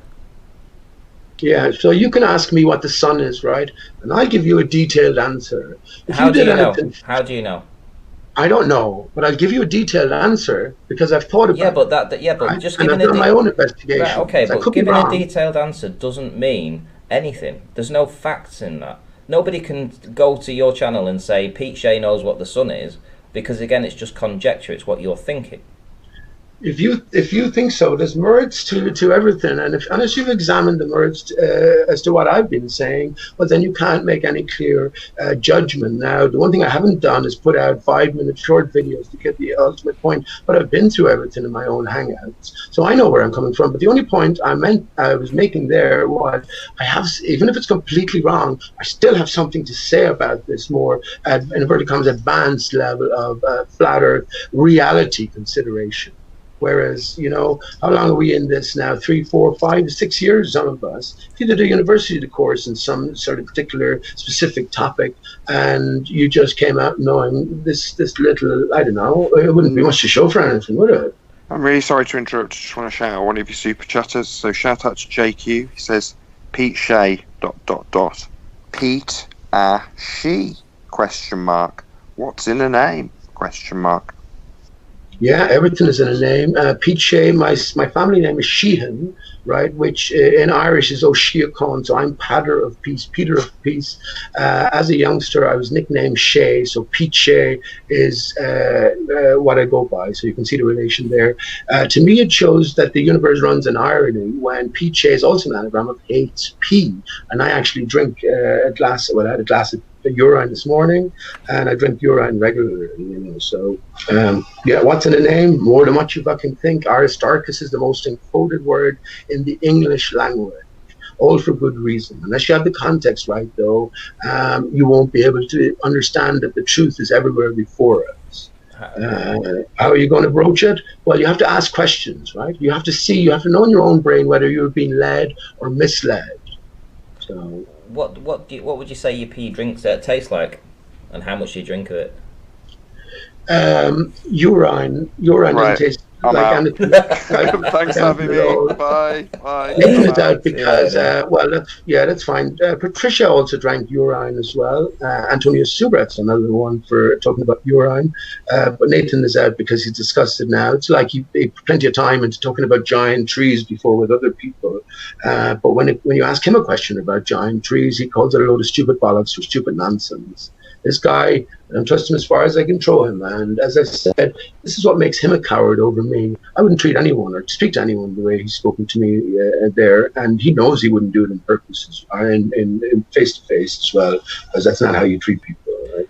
I just want to confirm something. Sam Haynes asked a question. Ranty, please confirm when you met Nathan that you described her as a cute black lady. Yes, she is definitely a cute black lady. That's all I can say. But she's left now. Well, tell Sam how, first of all, you had lots of vitriol against Nathan Oakley via accounts given to you by Rory McFizz. Why didn't you tell him that story, Ranty? Yeah, I mean, when I first joined Flat Earth, I had an old channel, I had an older channel, and me and Nathan didn't see eye to eye on a particular video that I put out, and we had a bit of back and forth, and we put a few hit videos out about each other. It was over a couple of weeks, and then it was all forgotten about, and next thing you know, I'm on the Flat Earth debates, and the rest is history. No big deal. Did Rory McFizz feel cheated anyone by what Nathan said about his daughter? Again, Because you didn't turn, Ranty. You were supposed to be on his side, and then suddenly you're on Nathan's side. No. Even though it was a pretty nasty thing, you accepted that Nathan said, even though he denied it, right? Well, if he's denied saying it, what can I say? I wasn't there. Nobody was there to say what was said. You can do these Chinese whispers all day long, and I can say that X person said something about something. Would you believe it? No. It's like this: if I go out and I say I saw the Eiffel Tower from Blackpool, would you believe it, or would you need to see video footage of it? If it's not actually there in black and white or seen or. But hang on, bud. You believed it. You believed it. You believed Rory McFizz, and who said that I believed him? I had him on my channel, and he told the story. Yeah, and your whole debate with Nathan, I remember just like now, I've got you on my channel, and you're telling the story. Does it mean that I agree with it? When you told me you drink piss, did I say that I don't drink piss, or I would never drink piss? I mean, I didn't. You're telling a story here. You can tell a story. Yeah, but. Yeah, that's fine, but you sort of brushed over the story, the origins of your interactions with Nathan Oakley, and it was pretty foul and nasty, wasn't it? I've already said that. I said we did a few hit pieces against each other. We didn't like each other. And yeah, but that's not going into specifics. The specifics were a little bit darker than that. And that's why I asked you, did Rory McFizz feel betrayed when you seemingly took up his cause, and then suddenly you jumped sides, and then you find yourself a panel member of Nathan Oakley? There was nothing about taking sides or causes. When I was having that spat with Nathan, Rory McFizz got in touch with me and asked if he could come on my stream and tell people about what Nathan had done, because it was something that had happened in the past. I was quite happy to bring him on. He told his story, and that was that. History. Yeah, fair enough. Onwards, right? Onwards and upwards. And things have certainly gone well, Ranty, over the last couple of years, right? Well, no, it's been very hard work, actually. Very hard work. Yeah. When you say going right, what do you think about the mirrored water there? Have you become more towards understanding that it's the water itself that's reflective? No. Because there's no way that the water would get high enough down the estuary to block out Barrow and Furnace. So it has to be the atmospheric. Well, I'm not talking about maybe specific cases, but in general, yeah. In general, it makes a massive difference. And I've said it to you before as well, this term inferior mirage is a carryover from Bowler's thinking, where they've explained something actual in terms of these fabricated terms, right? These airy-fairy sort of notions. And inferior mirage is something that definitely has to go. It's a portmanteau, first of all, of mirages of mirror image. So we have an inferior underneath mirror image. When you're dealing with water, this is the first thing you have to come to in relation to describing what may be doing the mirroring. Now, you could talk about the water in the air, all right, but you're still invoking water. So ultimately, it does come back to me, especially when you're talking about not particular cases like you might be talking about. I have to see the example, but the more grander, maybe ocean sunset, sunrises or something, where you understand you're looking over an extent of water, but the further you look out, the more compressed the distance becomes, and it appears to our eyes, as I said, to compress and behave like a local mirror. I have a great example of that actually tonight, walking home over the bridge where the hotel is in the distance, and there's about a half mile of water, very, very still water. As I was crossing the bridge, there's a massive green light lighting up the hotel, and the hotel is almost reflecting along the water to my feet. So if you were to knock the hotel into the water, it would only come a fraction of the way. But the mirror image itself is elongated and stretched. And this is pretty much what's happening. I knew this was happening from way back in 2015, I'd say, with Matrix Decode's Ghost Boat. All this stuff is gone now. All of the evidence is gone. Martin Leakey's channel is gone. Patricia Steer's channel is gone. Your own channel is gone, Ranty, isn't it? Riley's an original channel is gone. All my stuff is still there. You can check out where I've been for the last X number of years. Just type in Pete Shea, all jokes aside, out on a limb, and there was an topsy-turvy world. And you get results for posts and different YouTube interactions I've been doing over the years. So, yeah. While it's all about progress, I think it's all about progress. And Nathan makes fun of me thinking about things. I've done more than think about. How long have you been on Pete Shea then? On Pete Shea YouTube channel? Yeah. Oh, I started when I came by the Dodo a few years ago. That was the first one. So whenever that was, but before that, I was active in chat. I was on all of the Earth discussion channels, Earth debates back in whenever that was, 2015 or is it 2016 or 2015? It was one or the other. But before that, you can go over to fakeologist.com and look back in 2013, 14 to see us all having discussions about flat Earth and different conspiracy forums. And Above Top Secret, David Icke, Godlike Productions. Those names that I just gave out, you'll be able to see my contributions towards over the years. I made some great contributions, not for my own thing. I got thrown into this conspiracy world. Funny enough, it was when I was in York. When I was in York, I was told, someone said to me, a friend of mine that I just met, started saying, just based on my usual spiel, I suppose you're a 9/11 conspiracy theorist. And I'm going, what are you talking about? And I wasn't. I never heard of it. I accepted the official story. This is 2010, because I wasn't on the internet for many years, 10 years or something, close enough to that. So I'd just been following the mainstream news and all of the official stories. And then I got thrown headfirst into conspiracy in 2010. And, well, the rest is history. But all the way along, yeah, I've been doing my own investigations. Madeleine McCann, for instance, yeah, that completely fabricated character, absolutely fabricated character, written in to the narrative, and very symbolic in nature. And of course, we get lost in the literal. It's the same with the likes of George Bush playing the role of Charles Manson. I often ask the question, where was Charles Manson on 9/11? Well, he was Reeves in a classroom reading iPad Code upside down while a load of children were crying out, kite, hit, steal, something else as well, because George Bush played the role of Charles Manson. It's all theater, right? Jimmy Carter, JFK, another fake death. That was a big one we got into. And that's just the beginning as well. There's so much symbolism behind this. Look into Sirius and 9/11. 9/11 was a media and a victim hoax that we were always meant to make our way through to, and see the symbolism and how it applied to us, right? 9/11 was an inside job, after all. When's the last time you read the book of Job, right? Funny enough, inside Job, we meet the behemoth and the Leviathan. Very significant. But yeah, that's part of and along the way then, many discoveries. And, well, I'm glad I have my own Hangout channel. This is not about trying to convince anybody. I realized a long time ago, the whole fucking thing is controlled. And pretty much ever since, I've been to the army here, I've been to the police, I've been to the newspapers, and all that. Nothing. There's you can't appeal to anyone.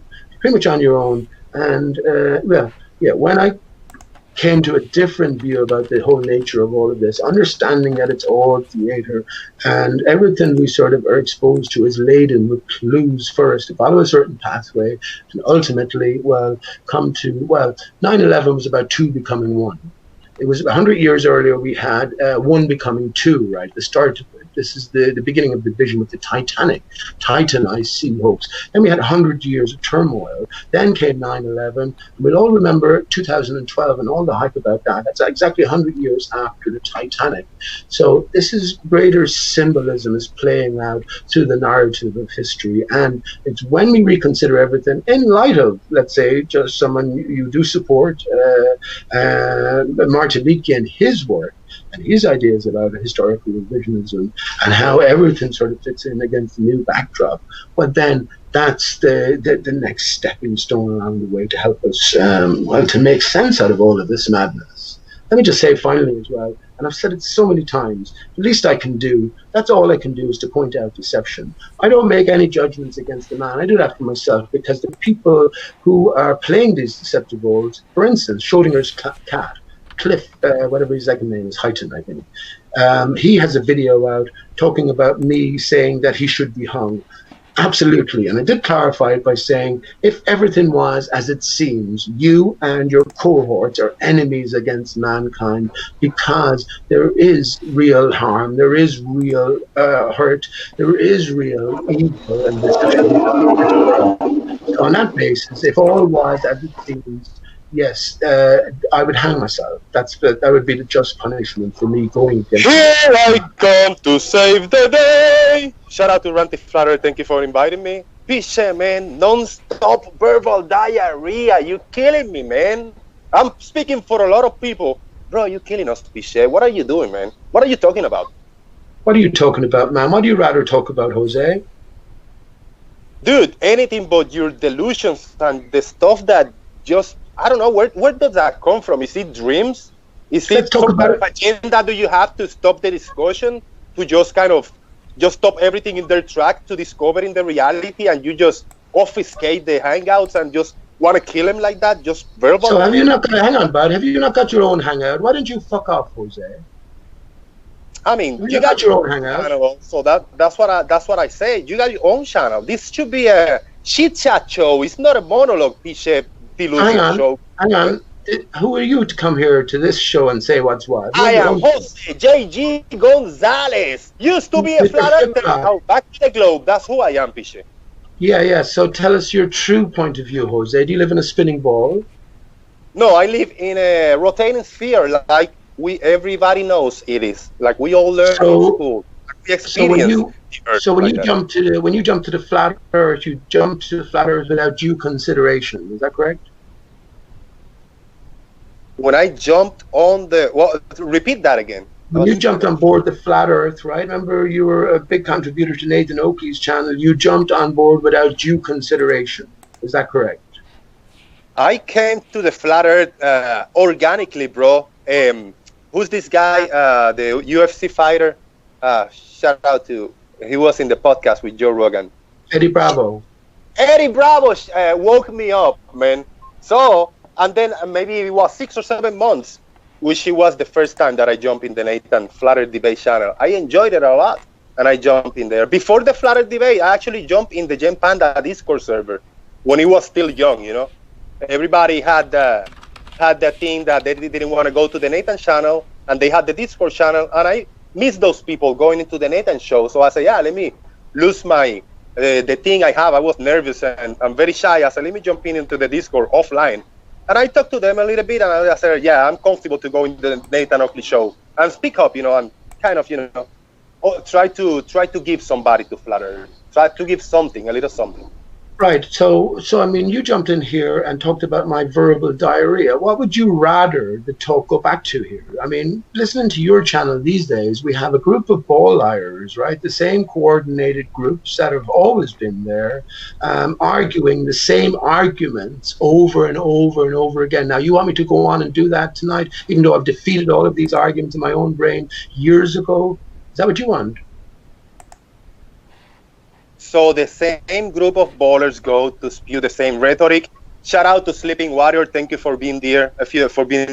Thank you, Arwin, for going over there, changing subjects and trying to find the truth. Shout out to The Plain Truth, SC Montreal, many other flat earthers that go in there and give them hell, because that's what I want. Hashtag equal opportunity for all, Piche. Don't tell it's the same group of people. Circle Jerking is a very, very diverse panel, how it's supposed to be. There's a niche. You're filling a niche, though, Jose, right? You're filling a niche. But you yourself were persuaded away from the flat earth and back to the spinning spheroid again. I mean, you've obviously proven, as I mentioned to Randy at the start here, and I've mentioned on your own show as well, it all comes back to Earth's movement. So how have you proven again that the Earth moves? And do you accept what I say, that if the Earth cannot be proven to move, if the Earth is still, then the ball does not enter the reckoning based on our universal experience of water at similar temperatures and pressures, i.e. flat when still? Do you accept that? You lost me in the first 5 I words thought so. of whatever you say, because everything sounds the same with you, like just spewing verbal diarrhea. Is that right? And English is your second language. You're very well spoken with English. Were you trained, Jose? How did you learn English so well? Did you come from a village? Hey, brother, they teach us English in Puerto Rico. Since you go to first grade, they teach us English until I got out of high school. Even though in 1 year, when I came to United States, in 1 year, I learned more than 12 years in school until I graduated. And then I just speak up, man. I speak up, I repeat, I sing a lot, I repeat the phrases in the movie. So that's how we learn. Anything, you can do anything you want. It's never late. You can do anything you want, right. Man. I wanted to learn English and I did. Right. So you lost me on the line. Tell me about 9/11. Do you agree with me, Jose, that 9/11 was a media and a victim hoax? 9/11, how may I help you? Emergency line. Yeah. Do you agree with that? I agree with what? That 9/11 was a media and a victim hoax. I mean, I don't. You don't. If you don't know my take on 9/11, right? And you will not know, because this is not the panel for that anyway. No, I want to know. Yeah, let me hear your take. There was a big event in New York, and many people died. That's my take on it. Thank you. Next. Yeah, I thought so. Let me tell your audience here, Ranty. 9/11 was a media and a victim hoax. You get lost in the literal. The true worth is in the symbolic. The movie was pre-prepared, and it was a 102-minute pre-prepared movie that was presented as live. Now, the soundtrack to that movie has been identified as Kid A by Radiohead. The album itself was released in 2000, and when played side by side with the 102-minute movie, you have a perfect synchronization. Song number 10 was called Motion Picture Soundtrack, and it turns out that lead singer Thom Yorke was nicknamed Dodo as a youngster. Go figure, right? But you can stick, if you like, to the literal and go along with Jose here. And that'll do that. No questions, really. No questions. Ranty has no questions. Nathan has no questions. Jose is gone, and or he's not maybe, but he has no questions either. Really. But Pichet, you take everything like it's the first and the only time that you hear the things. You wanna question people on things that you already know, because I have already spoken on what I think about 9/11. Why do you want to know here and now that when you already know my take on it? I don't know you're taking it, man. You're not keeping up to date, bro, with what's going on around.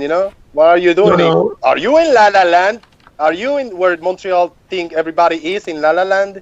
No, Montreal is getting to know your panel a little bit better, isn't it? And anyone who criticizes me for anything will come to realize that you are dealing with these coordinated groups of people, and ultimately you'll be brought back to square one every new day. Now, the things that I deal with are beyond this, right? So I asked you that to put you on the spot in one sense. You can't answer why. What's the reason you went back to the ball? I asked you about the Earth spinning, and you sort of lost track.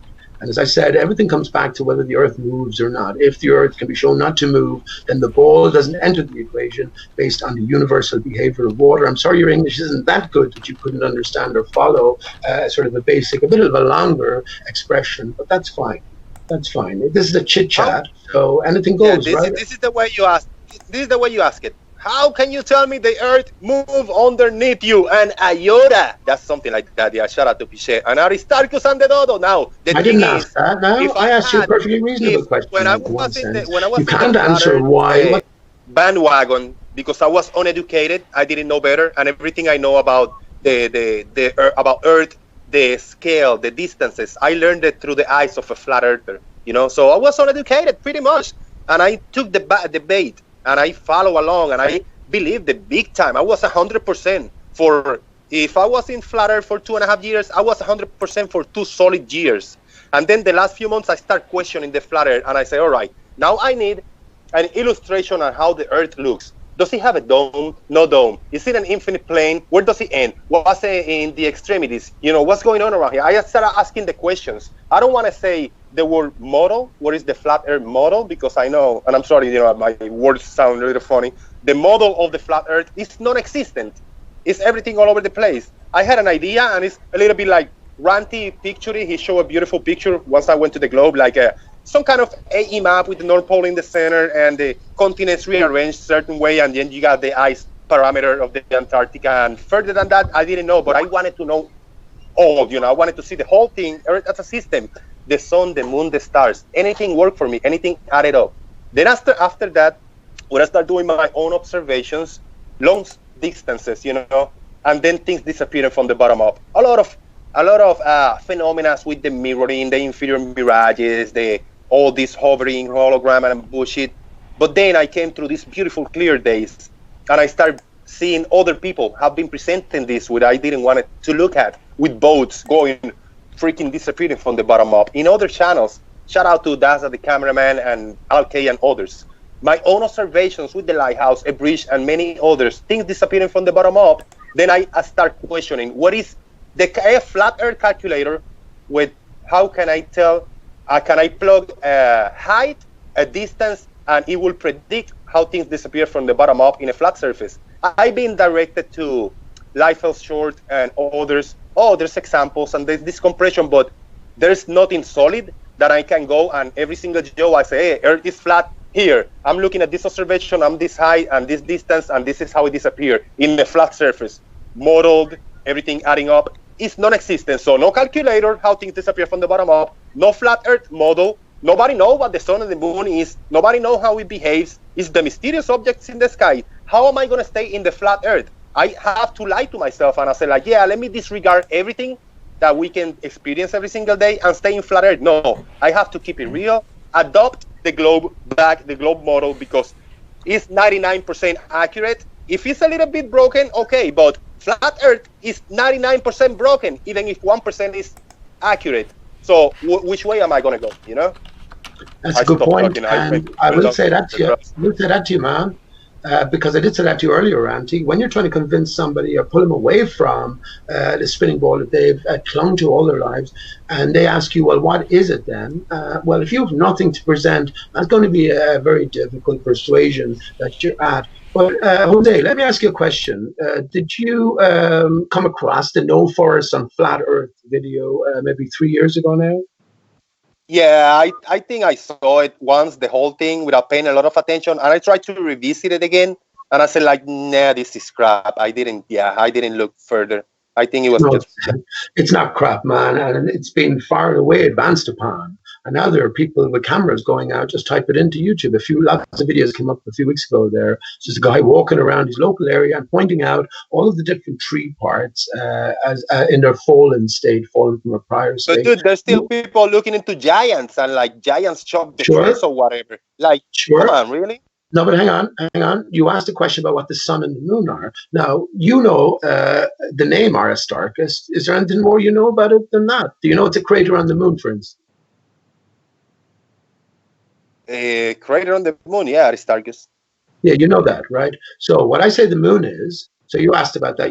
No one's given you any information about whether there's a dome, no dome, what's the sun, moon, stars. So what I say the moon and the sun are, and all of the stars, all of the skylights are one reflection of a singular primary source. This is the source, Aristarchus. Why the sun and the moon are the same size when we come to flat Earth thinking? Well, if we replace the vacuum of space with water and we think in terms of mirroring, for me, they're the same size because one is a direct reflection of the other. Ultimately, to bring it back to the source of all of the reflections, which seem to move in a unified way on a daily, united basis, that reflective source is Aristarchus. That's the way it's been named. How I found that you should throw sorry to interrupt. You should throw a little disclaimer in the beginning. This is my theory, and I make shit up. I pull it up my ass, and I give it to you. You should throw that disclaimer before you speak, Pisha. Is that how you talk to people? Is that how you talk to your wife? That's how I talk to you, bro, because that's how you talk to people, and I'm fucking sick and tired of it. So I was very reasonable here, asking you a few questions, and you're a little prick as usual. You're a little shithead as usual, right? How much Man, super what chat do you did you think? get today? What do you think? Smash Am that I an super chat actor for or an Jose agent, Sam Piche? Hine. Smash the super I'm chat gonna for mute. Jose, I'm gonna who's mute full so of you shit can ask himself. me. I'm gonna Ask your mute so questions. you can And tell it's me if I'm an reasonable. actor or an agent. Which one do you think? You're an actor, agent, operative, one or the other. You name it. You pick the word. I was very reasonable here. You had a few questions. I was delving into just a brief explanation as to what I thought everything was, and you come along with your insulting talk. That's fine, man. That's fine. I know your game well enough. You don't stand up to scrutiny. And what you just did admit to was being a flip flop. You entered this whole arena lightheartedly in the first place. I, unlike you, was educated on these matters, right? I went to university to study mechanical engineering. I had an active interest in science and the nature of my world around me. So when I left for Flat Earth, it was after due consideration. I wasn't a lightweight like you now. Everything I'm considering now, it steps up beyond flat Earth after understanding that I'm living on a flat plane, right? The biggest variation in level in terms of water Earth-wide is the highest height between highest variation between high And and I'm low sorry to tide. interrupt, That's but 100 feet. I mean, you seem to know a lot because you're what? How old are you? 46, 47? You seem to know a lot. That's fine. That's fine. You don't seem to know much, But Jose. how When old you are you? when How you old say are that you? Because 9/11, age there gives was you loads of wise. victims. 9/11 Age make happened, you loads of victims. wise. How old are you, Piche? May age make you wise.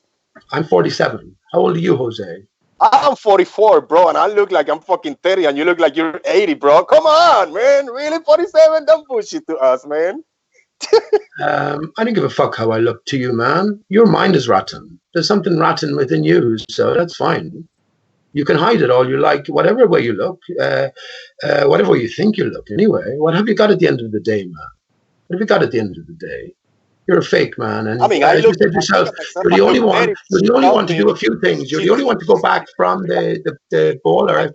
You're the only one to go from the flat. One of the only ones to go from the flat earth to the ball earth, and sorry, from the ball earth to the flat earth, back to the ball earth again. And also the only one to turn away from religion. You were religious before you came to the flat earth, and then you turned away from religion when you came to the flat earth. So I think hey, it's when just something you you have come to to be the different. You have to define yourself you differently as an actor character. have to take religion out, Piche. If you hold on to the religion, it's going to be holding on to a belief and add more belief to it. I have to throw religion or to kick it to the curb if I wanted to see this unbiased and down to earth and scientifically and what we can test and what we can prove. If you hold on to the religion when you look into this discussion about the earth, shape of the earth and science, you will never progress. That's my take. I don't want to offend anybody because there's a lot of religious people that look at it through a Christian point of view or whatever, and creation and the Bible says, but no, man, you have to kick everything out. You can do your own thing, you can have your own beliefs on your own time, but if you jump into this discussion, you cannot bring religion whatsoever. And that's disclaimer, that's my opinion. It should be done right there. Yeah, you're just strange and unique in that way. You go against the grain, man. It's almost like you have a character scripted for yourself, but that's fair enough. If you're a genuine man, it will show through in the end. And you'd be easily found out as well. Your attitude towards 9/11, for instance, anyone worth their salt will have looked deeply into 9/11 at this stage. And a dog with a mallet up his arse can see that we're being played, especially after such obvious hoaxes like Sandy Hook, the Paris bombings, etc., etc. So that'll give us the impetus to go back and look at 9/11 when, well, you don't see any blood. And the biggest question you'll be left with at the end of the day is how many bottles of talcum fucking powder did they use? But you don't care about that, right? You're willy-nilly or wishy-washy about things. But as I said, when I asked you about the spinning earth, you pretended not to hear. You have no good grounds. And you even know on your own show where I made shit of Rumpus when I asked you to bring up pictures of this mirroring effect yourself. And I fucking explained it perfectly. While Rumpus, the best that the ballers have is humming and hawing. Yeah, it's something not genuine. But all I'll say is, I know my own character. I know my own motivations. And when I see fucking deception, I call it out. I don't care where it's coming from. I expect the same from me. That's kind of odd the way you say I know my own character and my motivation, because I'm not playing any character and I don't have any motivation on this. I'm just average Joe, a normal guy doing my freaking little show on Wi-Fi, struggling with my laptop because it's old and weak. And I make it happen, bro. Anybody could have done this if they just decided to freaking do a show and open a panel. Anybody could have done it. Lucky me that I'm having a little bit of support, from everybody. I appreciate it, but I'm not a character. I don't have any motivations. I'm just keeping it real and speaking up my point of view and giving you a chance to speak up to. If you say so, many people believe you. Do you believe him, Ranty?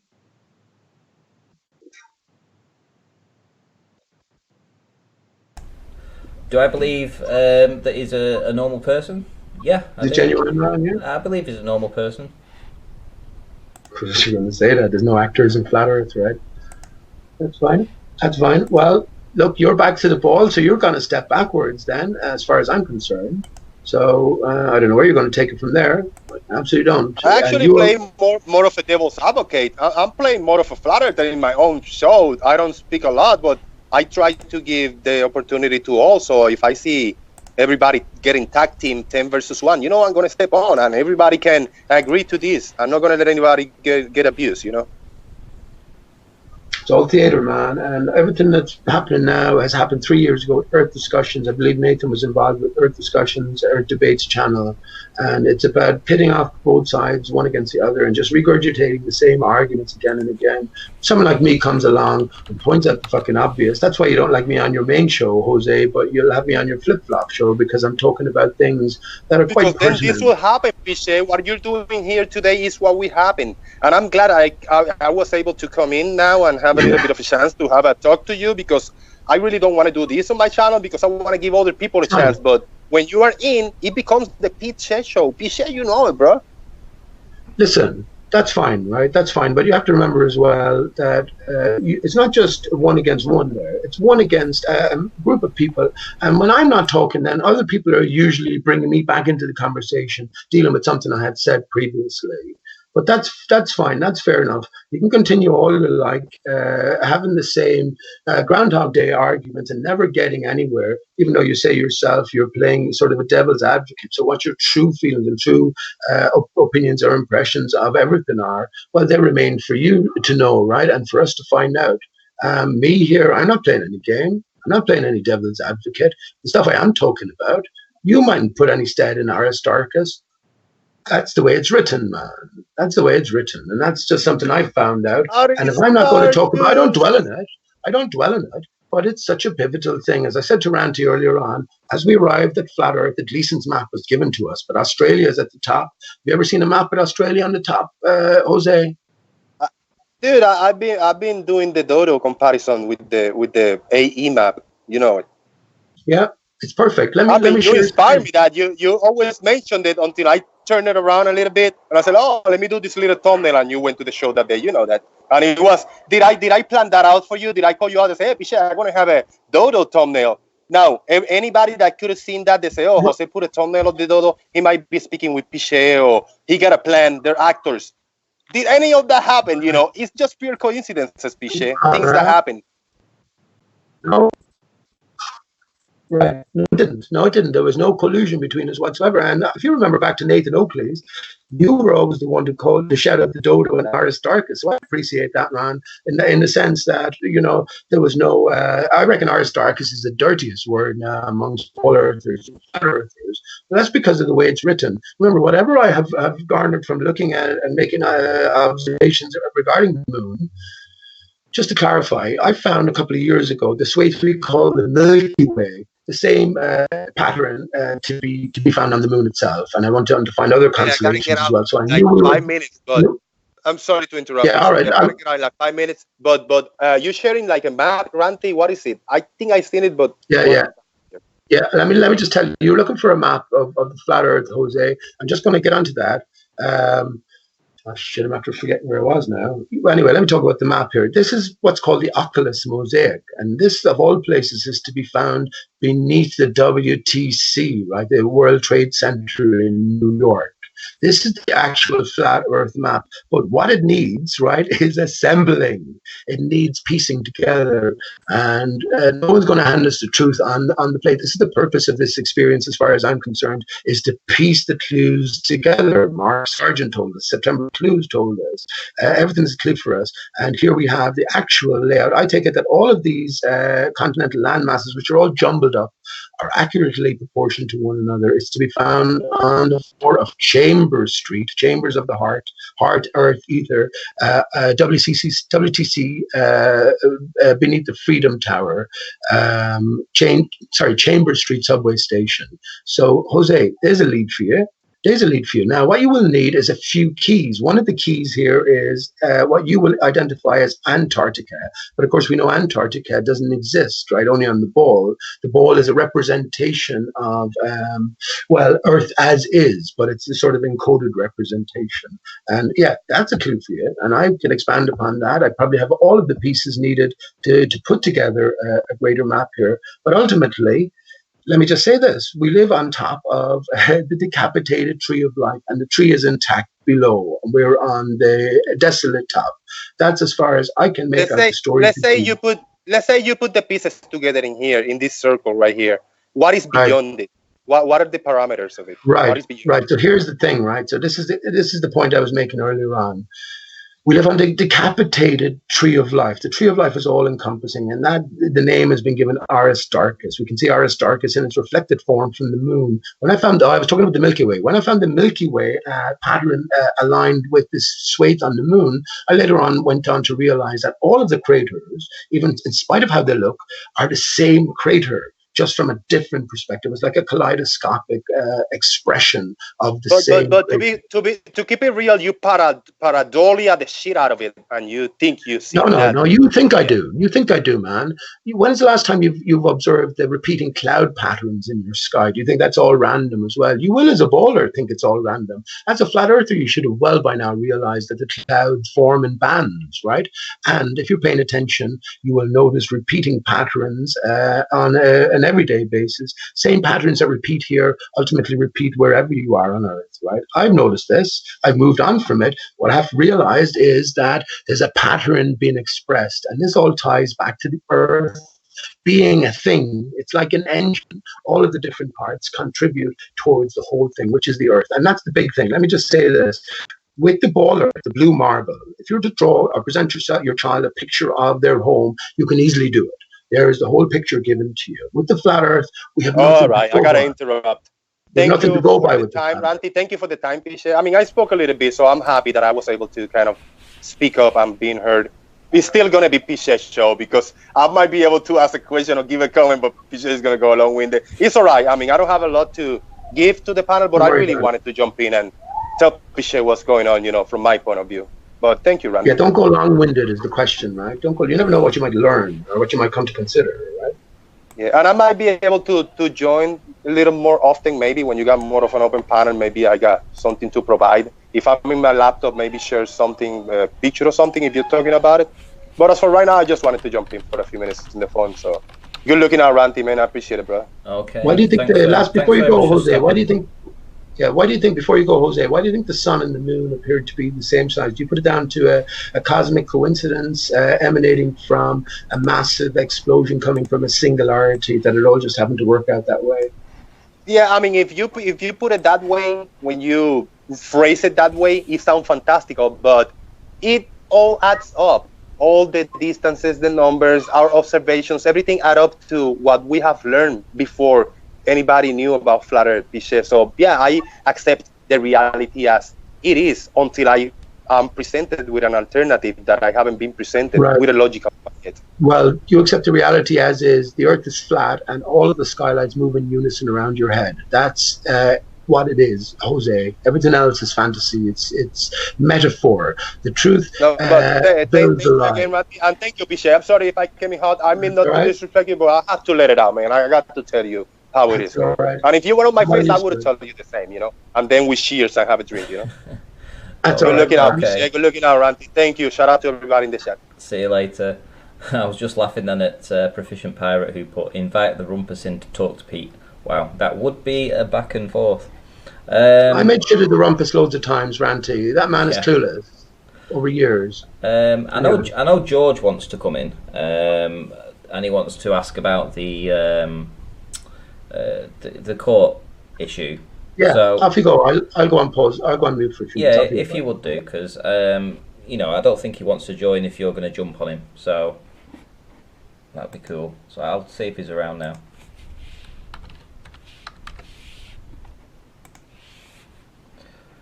See if he picks up. Dun, dun, dun, dun, dun.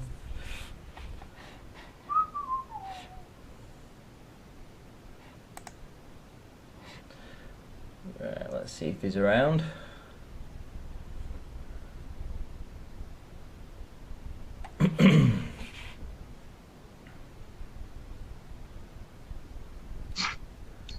There we go, he's joined. George, how are you? Oh, I'm tired. Holy moly. I've asked Pete not to interrupt if you want a few minutes to yourself just to ask. Is Pete, you and I the only ones here? Yes, yeah. Okay. Holy moly, you have stamina. Shout out to Sam Hain. By my count, Pete has made Nathan and Jose rage quit. Who's next? My God. Yeah, anyway, who's joined? It's just you. I'm it's sorry. Just you. Okay. Just a minute. Okay, there, I just need to mute. Yeah, I can't get my camera on for some reason. We can just do audio. Okay. Are you still serious about your ranty court? Yeah, of course I am. I've got different formats, haven't I? So you've got the chit chats, you've got presentations, which I still need a few more people to get in touch with me. I've got people working on presentations, but I don't have any to present this week. So if anybody, flat Earth, globe Earth, concave, it doesn't really matter. If you've got a presentation on a particular subject inside the argument, email me, ranty@rantyflatearth.com, and we'll get your presentation up and running. So there's different formats, George, as you know. There's the court. So what is it you want to know about that? Well, I just wanted to know if you're still seriously considering doing that where absolutely. Okay. One other question here before I talk a little more about the court is on your videos, when you post them, you have this framing that's going on that really cuts down the size of the video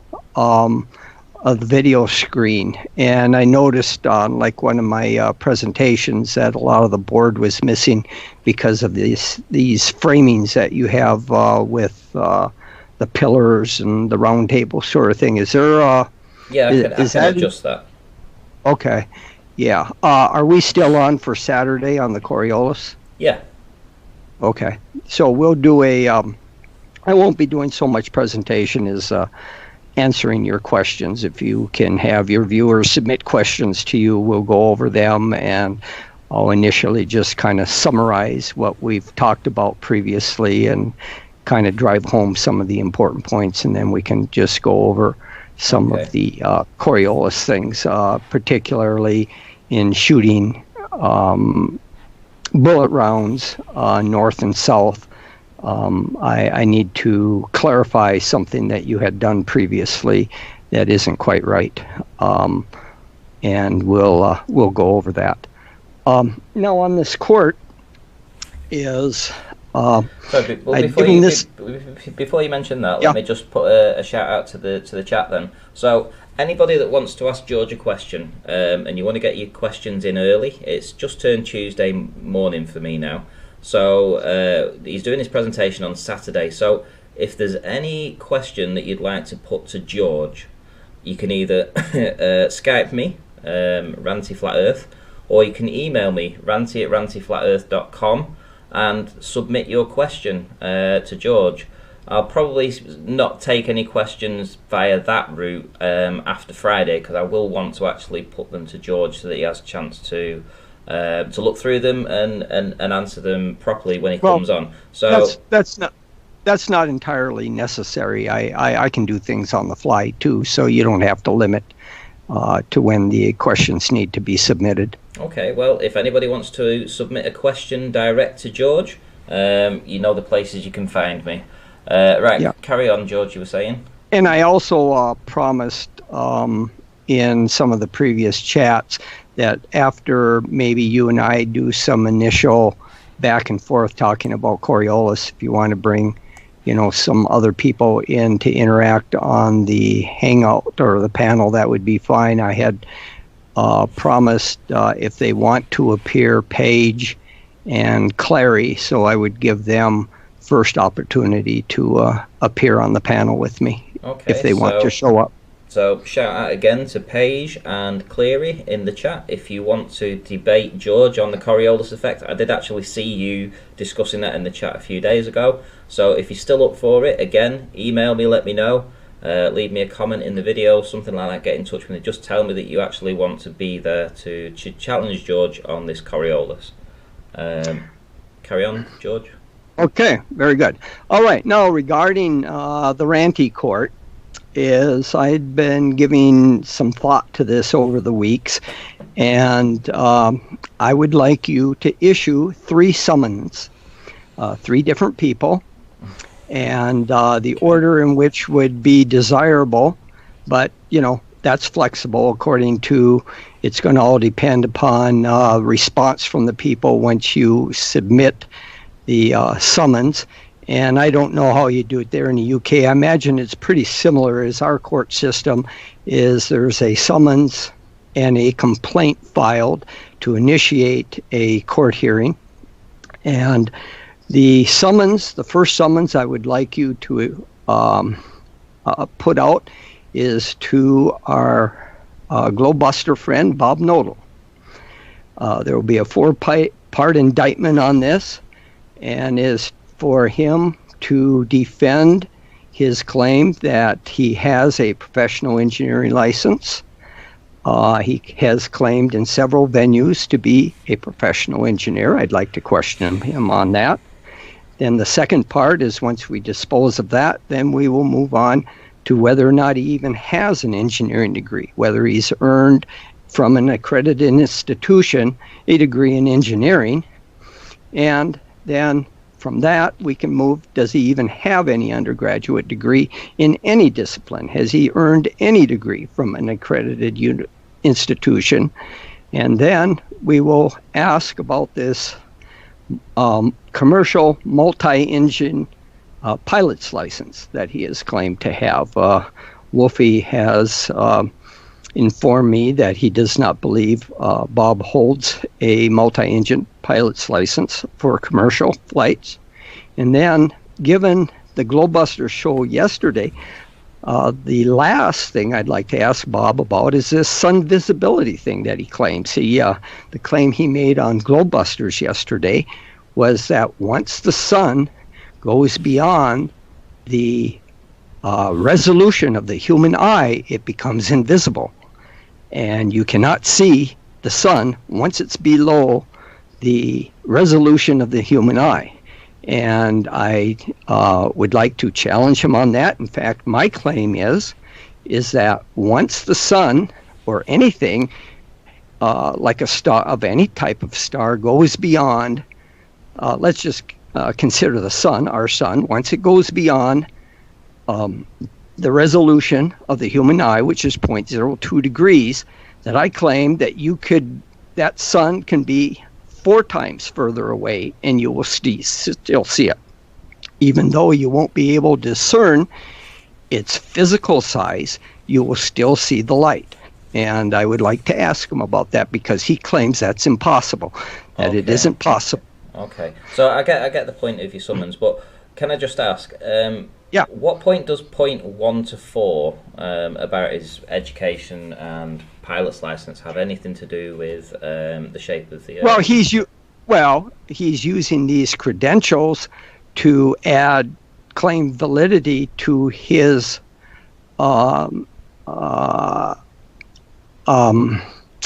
take on how he analyzes problems and views these things. It would not matter if he didn't claim to be an engineer, but he has claimed to be an engineer in microwave design, to be an engineer. And I'm just saying that he does not have these credentials, he does not have the expertise, and he is not competent to be making these sorts of analysis that he claims he can do. Well, then again, you know, I don't have a degree in visualizing optics over water, you know. But well, that's fine, Ranty, but don't claim you have credentials that you have not earned. Right. No, if you don't want to go over 1 through 4, fine. Let's just discuss the sun visibility.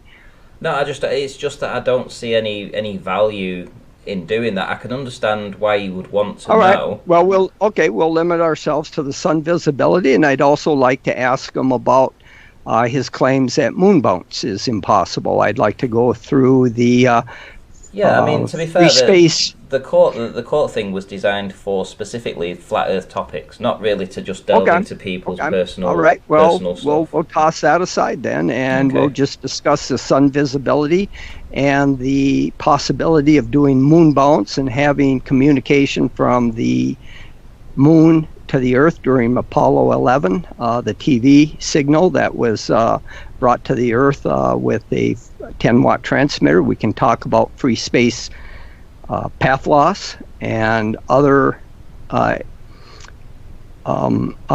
issues involved with communicating in space. How about just those two then? Okay, well, I'll put it to him, and we'll see what happens. Okay. Okay. Now, the second person is I am asking that you issue a summons to Quantum Eraser. And there will be 3 parts to this. I would like to have Quantum Eraser defend all the housekeeping points that are repeated each day on the Nathan Oakley show. I'd like him to demonstrate his competence in the second law of thermodynamics. We can discuss the second law of thermodynamics, which he always seems to be one of his favorite topics. And he had at one point, I recall, had claimed he had scientific proof of a creator, of a God. And I'd like to see the scientific proof that he has for a supreme creator of the universe. So it's primarily, the important thing would be defending the housekeeping points, and we don't have to do all of them. We can, if there's a few that he wants, like the molten core of the Earth, proving R, gas pressure next to a vacuum, all this stuff. I'd like to go through that with him and have him justify. I'm sure he wouldn't balk at doing that. Okay, and then the last, this will actually be a favor for you flat earthers, as well as myself. And this individual may be a little difficult to get a hold of, but you should be able to get through and contact him through Riley, who claims he can get in touch with him through Robbie Davison. And this is our good friend Brian Mullen. And I'd like to have him explain his exit from the flat earth, why he's no longer on the flat earth scene, and whether or not he's received any disciplinary action from any PE board related to his flat earth activities, and if he has ever been fired for cause related to his flat earth activities. So I'd like to have him explain to everybody why he left the flat earth scene, because I seem to be blamed in a way, I guess you could say, by many of the flat earthers out there. They seem to think that I had something to do with Brian Mullen's disappearance. So let's get him on and explain. Well, firstly, on that point, I think that he has actually said that he's not coming back to discuss any kind of flat earth, from what I can recall, what people have said. And if I was able to get him to come on the show, I think I would rather just bring him on just for me and him, just to have a basic chit chat about it, okay. rather than you taking him to court over All it. right. That seems a little. Okay. You know, if Okay. he No, wanted that's to, fine. if he wanted to talk about his situation. No, don't get me wrong. I wouldn't be nasty about it or anything. I just like to ask him, what his reasons were for leaving Flat Earth. Did he have a change of heart? Was there something maybe? We don't have to go into his personal life if he feels that it had something to do with spending more time with the family or whatever. You can just say, I decided to spend more time with the family, and we'll let it go at that. But if you prefer just to have a one-on-one with him, that's fine. Well, that's even if the guy wants to even entertain coming back into the Flat Earth scene. It's highly unlikely from what I can gather, but I will put the feelers out, but I wouldn't hold your breath on that. Okay. Well, let's start with Mr. Bob Nodal and sun visibility and space communication. Okay, fair enough. Well, I'll email him and see if he's up for doing that. It's obviously up to Bob what he does, and we'll see. Fair enough. That's all I had. Okay, good stuff. Right, so you're doing a show on Saturday, aren't you? So people need to send their emails in or Skype me, just asking questions for George on Coriolis, and we'll get them put to him on Saturday.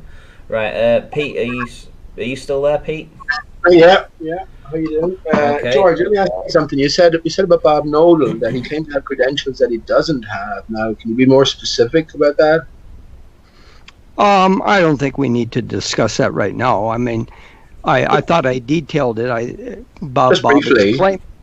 Okay, but in the Flat Earth Conference bios, in his bio there in the past two conferences, he claimed to be a professional engineer was either 32 or 35 years, and one is not allowed in the United States to claim being a professional engineer without having earned the certificate and going through the licensing procedure.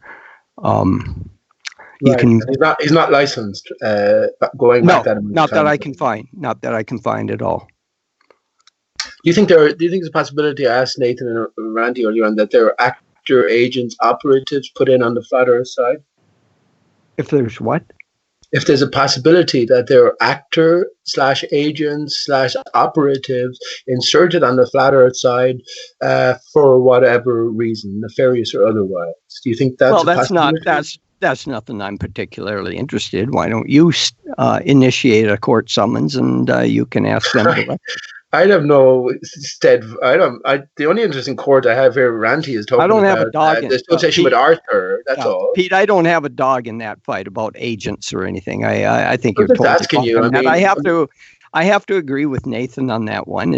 How would we even prove it? How would you even prove that I or anybody else is receiving payment for participating in these forums? I don't know how you'd even go about proving anything like that. Someone knows. Someone would know you're getting paid, right, George? Well, I don't know who. You're doing this. I guess a person paying me if they were paying me, but I mean, how would you know? You're doing all this for the good of your health. As you admitted yourself, you don't think there's one person you've converted in all the many hours that you've put into all of this. But when you talk about Brian Mullen, then you want to clear your name with Brian Mullen. I already said earlier on in this show, Brian Mullen, for me, was a plant, right? He didn't offer anything particularly new, but he did give some sort of an official stamp to Flat Earth. Yeah, well, I can't go that far. But hang on, George.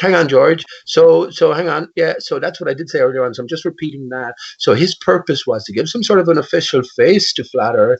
But if we look into it a little deeper, him and Robbie Davidson were both responsible for the first Flat Earth conference. And the only person who has said to have association or communication with Brian Mullen was Robbie Davidson. This is all very peculiar. Before he left, he gave us Bible literalism, Happy Fairy Story. He also gave us the first Flat Earth conference, but more importantly, he gave us the King of Flat Earth. Yes, Pete. Davidson. I know you see conspiracies under every rock you turn, but I can't. Yeah, like the Flat Earth conspiracy. That. I can't neither confirm nor deny such accusations as that.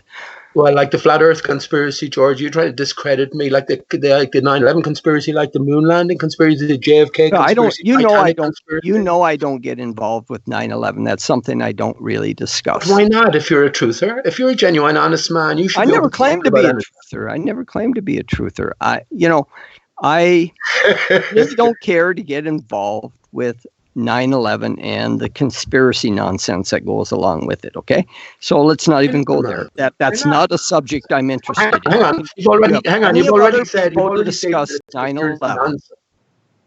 Well, hang You on, have man. plenty of other 9/11 was people you can just. No, let's move Sure. on. I'm not going to discuss 9/11. fair Sorry. enough. Let me just say, 9/11 is intimately associated with flat Earth, but you already. Well, that's fine. I'm not interested in all aspects of flat Yes, Earth. hang on, Let George. me tell but you you my already made your motivation. card. You claim Let's I'm not- an agent, but let me tell you my real motivation here is about 2 years ago, I was communicating with Steve McRae on various videos. I didn't even know these flat Earth forums existed. And then I met Rumpus through Steve McRae in one of these videos. And Rumpus suggested I take a look at ED Earth Discussions and Globebusters, which I did. And then I just happened to get involved because what it's done for me is I do a lot of substitute teaching at local high school and elementary school. And I found that some of the questions being asked were kind of thought-provoking and gave me kind of a challenge to figure out, how to respond because some of the questions were against my own understanding. And it took some doing to think through some of these questions and how one might use physics to properly answer these questions. And in a sense, it's helped me become a better teacher for the high schoolers because I figure it has forced me to look at things at a little more fundamental nature that I just took for granted before. And I've added more rigor and basis to analyzing a lot of these problems and in a way that high schoolers can understand. And in that sense, it's been helpful for me. And but things are kind of getting old now. The questions are the same. There's nothing new under the sun. There's no new questions. And so I've been kind of backing away from it. I remember when you came on Earth Discussions, George, and you have been dishing out the exact same spiel over in all the intermittent time, up to including today, as you did. Yeah, well, the same question. The same you haven't changed your mind on that. Dished out because the questions are the same. Right. So let me ask you a question now that you should be well be able to answer, and maybe one of the children that you do substitute teaching for could ask this question as well. Right. How does the sun dissipate? How does the sun, George, dissipate all of its heat and energy in the intervening space between Earth's atmosphere and the sun's extremities themselves? How does it dissipate all its energy? It's called radiation. There are three modes of heat transfer. You've got conduction, which is like if you put your hand on a stove or on a hot block, that's conduction. That's molecule to molecule transfer of heat. Then there's convection that you have like when you have a register in the lower part of your wall and it heats the air and the air rises and then goes across the room around the ceiling, cools down, falls down. And you get this natural circulation going. Hot air rises, cools. Right, so it's not those two. It's called convection. Yeah, it's neither of those. So it's radiation. Right. So how does it dissipate its energy, heat in the intervening space between Earth's atmosphere and the sun? Well, it's not dissipating it. It dissipates it in the sense that the photons, the radiation, the radiative energy just goes on forever and ever until it encounters something that can absorb that energy. Right. So what temperature is the exterior surface of the sun, George?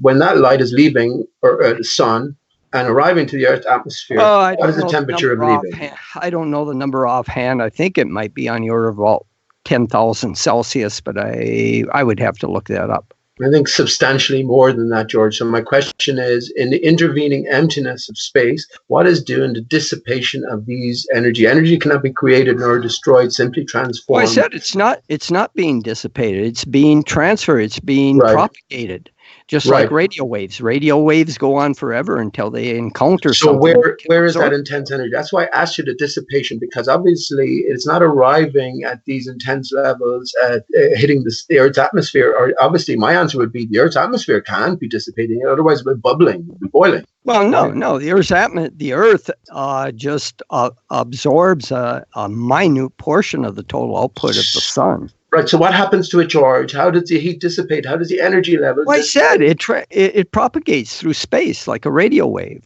Well, we're The not light just swimming in goes on forever 5,000. and ever. It's not Let's say being 10,000 dissipated. degrees, George. We're not swimming in 10,000 degrees environment. So where is the loss? Well, it's not loss. It's a dispersion that you call dispersion. It's a 1 In over r space. squared.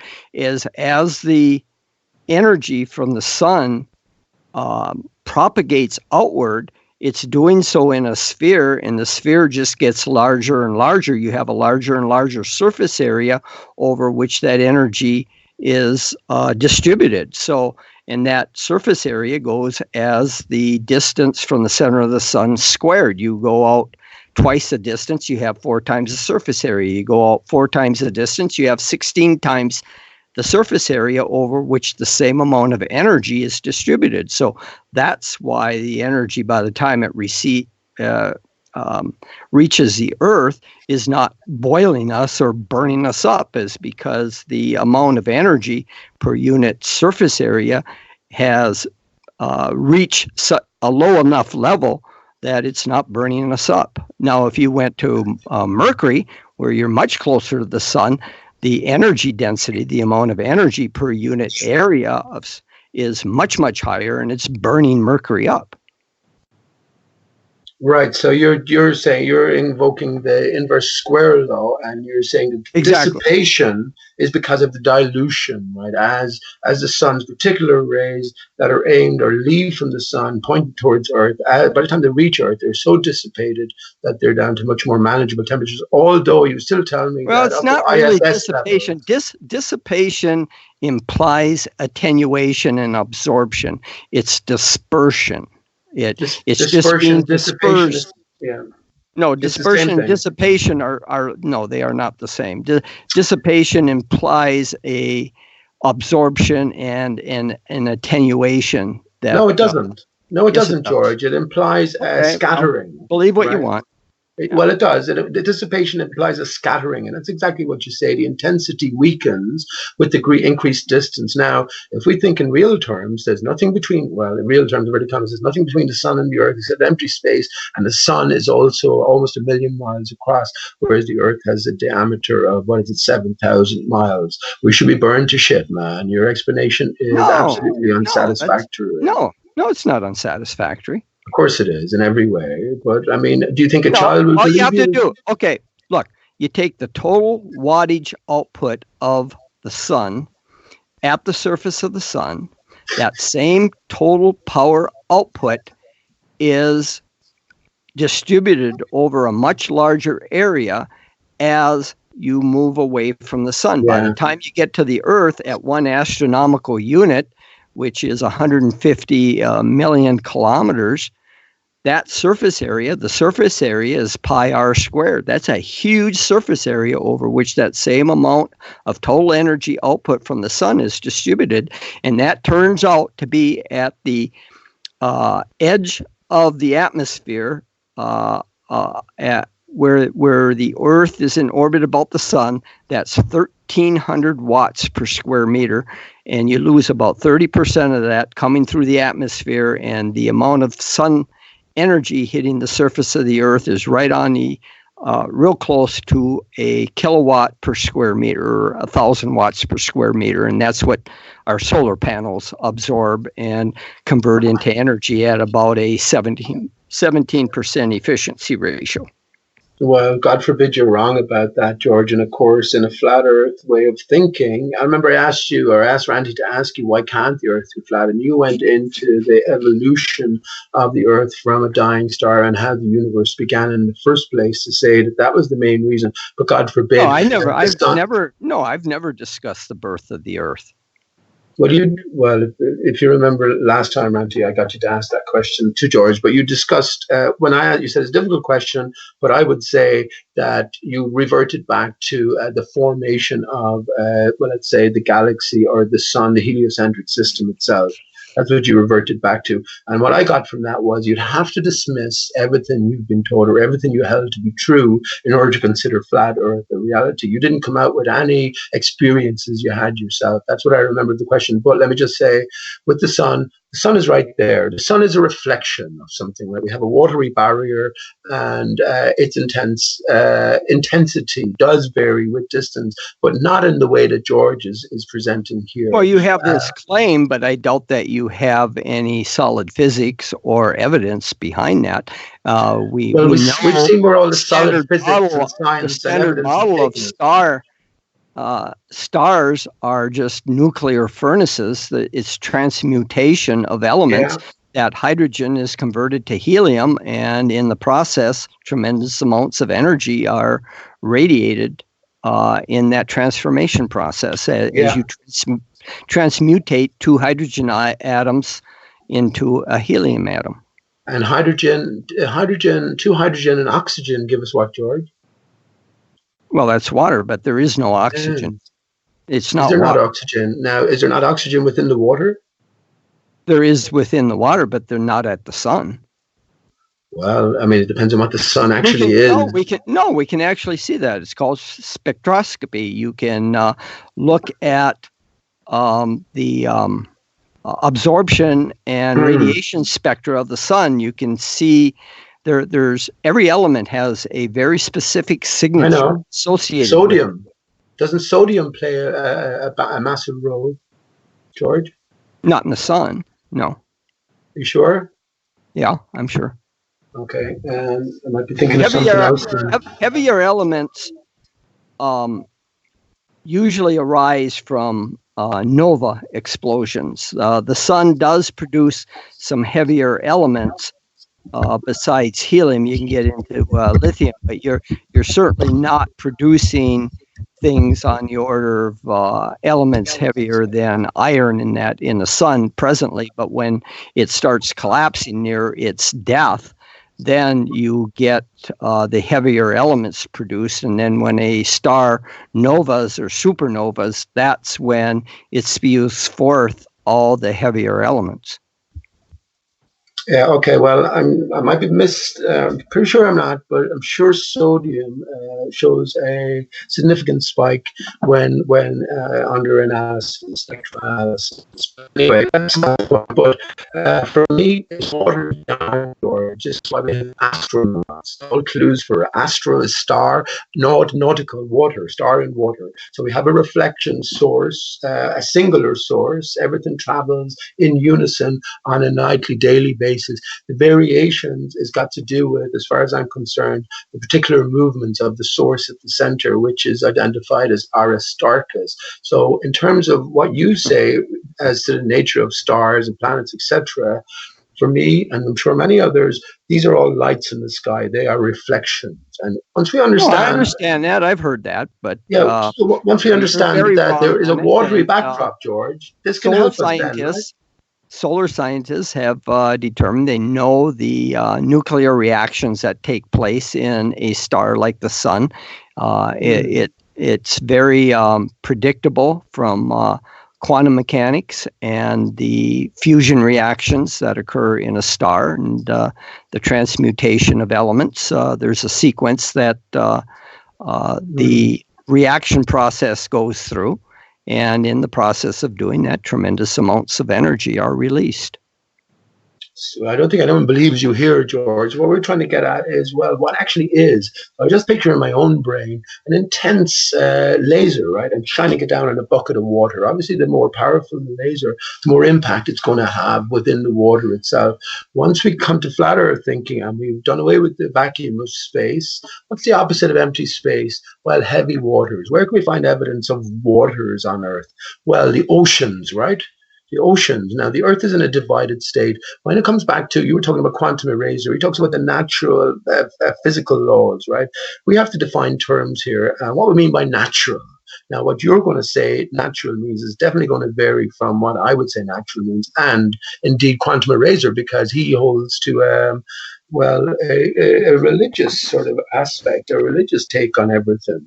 So yeah, when we talk about natural, we have to absolutely define terms, and I hold that nothing is natural. The Earth itself is in an unnatural Okay, state. okay. I get your point, Pete. All right, fine.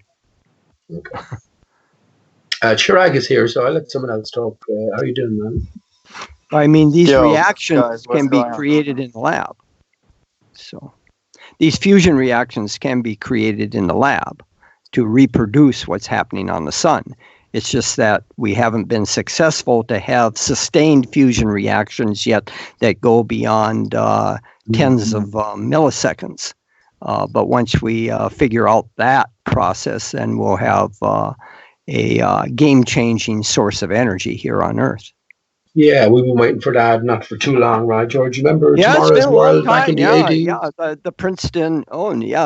The early late 70s, early 80s. They've been working on the Tomahawk reactor for well over 30 years. George, how sure are you it's a ball? How sure? Yeah, like 100%. I know you said earlier you were interested in this for first principles and stuff like that. Are you here because are some of these ideas compelling on the flat Earth? Even one. What? A flat Earth idea compelling? Yeah. Are there any arguments that are put forth with flat Earth that are compelling to you? Is that why you're here? Or is it purely what you said earlier about whatever, learning how to explain things from first principles? No, I can't say that there's anything compelling. Not one thing? Not that I can think of offhand, no. But I guess here's the point where it's just so you're aware, at least what we view these kind of dialogues is you have to understand if it's a ball, and let's say a majority of the world believe that a ball, which is the way it is right now, and then there was long-standing science, backing that up, and then technology's improving, we would not expect a group at all to be worried or care that a flat Earth community exists. Oh no, so I don't. No, I don't think you can make that stretch. I'm saying in any sort of disciplines, there's always naysayers. No, all I'm saying is I'm giving you our vantage point for why would there be a large group of body who is apparently standing on this body of science, and then, like I said, it's only improving. That would even need to address a flat Earth community. I think you're overestimating the size of the group that is not agreeing with the standard model. Yeah, there's a lot of us. No, there aren't. Yeah, there's close to 9 billion people on the face of the Earth. No, true. A lot is definitely relative, but there's clearly enough for you guys to take time out of your day to come debate us, so that no, not really. I don't do that much debating. A lot of the other guys do. I'll admit there's people that regularly show up on Jose's show, Nathan's show, Ranty's show, and that right. They do these debates. But it's not a large group of people. It's the same people day in and day out, week after week. I would say on the globe side and the flat Earth side, the people that you find in active discussion and or debate is probably less than 30 people. No. I'm just. I'm not. It's not even a shot to you, but do you understand our vantage point? Why would you guys care? Like it will get figured out. Let's say we ignore all the images and all these things. Do you honestly think, and I'm talking even the next year or two or three. See, you're you're overstating the case. I really don't care. I don't have a dog in the fight. I don't care about the shape of the Earth. Other people do. I'm not as invested in this as you'll find other Globers. I'm in for the challenge to try to figure out where you've gone wrong in your thinking and your logic. That's where bullshit, I George. Bullshit. Sure. You can't even admit that there's one reasonable argument that the flat earthers have to bring to the table. Do you not admit that we never experience motion? That alone is an argument itself. Yes, we do experience motion. When have you experienced motion? You can demonstrate it. Take the Votos effect. Take a scale. No. I'm talking about your own personal experience. Chirac asked you a personal. Well, you can't because the accelerations are so minute. It doesn't matter. Correct. This is the reason in itself. Hang on. This is the reason in itself, George. If your body is not sensitive enough to discern the difference between 9.80655 meters per second squared and 9.80655. Yeah, we get it. The math says yes. You can't do that. You're right, George. You're going to conclude that it's motionless. Right. Hang on, George. So Chirag asked you a very specific question. Is there any good points the flat earthers bring to the table? You said none, right? Now, as an individual, hang on, George. You talked about 9 billion. That suddenly went, hang on, George. Learn to stop talking a second. You suddenly talk about 9 billion people. That went up from 7 billion, which is nowhere near the Earth's population. But anyway, none of these people would have heard about the Ethos effect or wouldn't be bothered about going to these extremes to try and prove emotion, right, that they've never experienced. So on that grounds alone, that's a good reason to take flat Earth seriously, not to mind the lack of curvature and so many other aspects that are problematic. Well, there's no lack of curvature. I did an experiment 2 years ago on Frozen Lake over 6 miles, and I detected the 8 inches per mile squared, and it's well documented. Walter Bislin's documented all my work in a very fine piece of work on his channel. Go and watch it. So no one believes you, though, George, and you say you don't care about flat Earth, but yet you've spent thousands of hours. Now, you are a successful businessman, are you not? You worked for government contracts. You worked for multinational agencies. You said that yourself. Did you not work for these companies? Well, why don't you? I sometimes do contract work. Right. So you spend thousands of hours doing this, trying to convince people like me and just the next guy who's waiting in line. I'm not trying to convince you. You can take it at. I take it you're an actor operative agent. I did the work. I made the measurements. I did the work. It's well documented. You can go and read it and decide for yourself. George, I take it you're an actor, agent operative, whatever you are. Just don't mention George. Just speak all ball earthers because he's going to get offended and just keep saying it's not me. So no, I'm not offended all at ball all. earthers. None of this offends me. George, on probabilities alone, you like maths. On probabilities alone, the spinning ball Earth is impossible because every single aspect of the theorizing is problematic. This, in culmination, George, makes it impossible. But give me one of the problems that you're concerned. No motion has ever been detected. Correct. No curvature has ever been observed. They have been detected. You can detect it. Take a very sensitive gram weighing scale and take yourself, say, a half a kilogram weight on one of these scales that can resolve 1/100th of a gram. Take it to the equator, weigh it, then take it to at one of the northern or southern latitudes. Go up to Norway and weigh it again. You'll find that it's different. You'll find a distinction. So what's the cause of that distinction, George? The centrifugal force that acts opposite to the gravitational force due to the rotation. But how do you decide that? You have to go through a different process then to decide that that's the actual cause, whereas I'll tell you what's causing it. It's the proximity to the barrier above. Randy, I mentioned the barrier and the broken system we're in. We live in a bi-barrier. The north center, right, is an isolated barrier from the one we're under. The barrier we're under begins low at the north. This is the Aurora Borealis, right, highest at the equatorial areas and then low again at the southern peripherals. At its highest point, just to give you an idea of the dimensions I'm thinking in, this is what we're told by science, the Kármán line, 60 miles up. It seems crazy, but this is the sort of picture I painted for myself. But George, you're saying this barrier is out at the Kármán line? No, I'm saying that's the highest point. So in one sense, if you go from the equator up to Norway, you are decreasing the vertical distance between you and this energized barrier. This is why we have a zero pressure zone above. Remember Nathan said it was impossible to have a zero pressure zone? Not impossible. If there's a pushing force from above. why does the distance decrease as you go from the equator to the North Pole? Why does that distance to the barrier decrease? What is the nature of this or the shape of the barrier that causes this? Right. Well, this is where all the clues. See, everything presented. No. I'm Hang on, asking you George. a You asked very me a question. specific question. Tell me the This is shape where of the this barrier. latitude.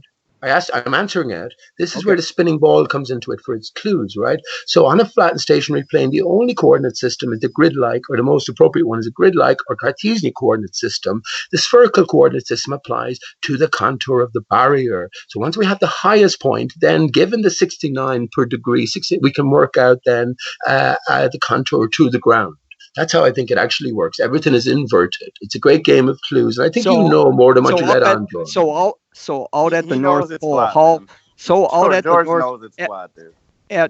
Come on. Out at the North Pole, then how far away would your estimate be that you're from this barrier?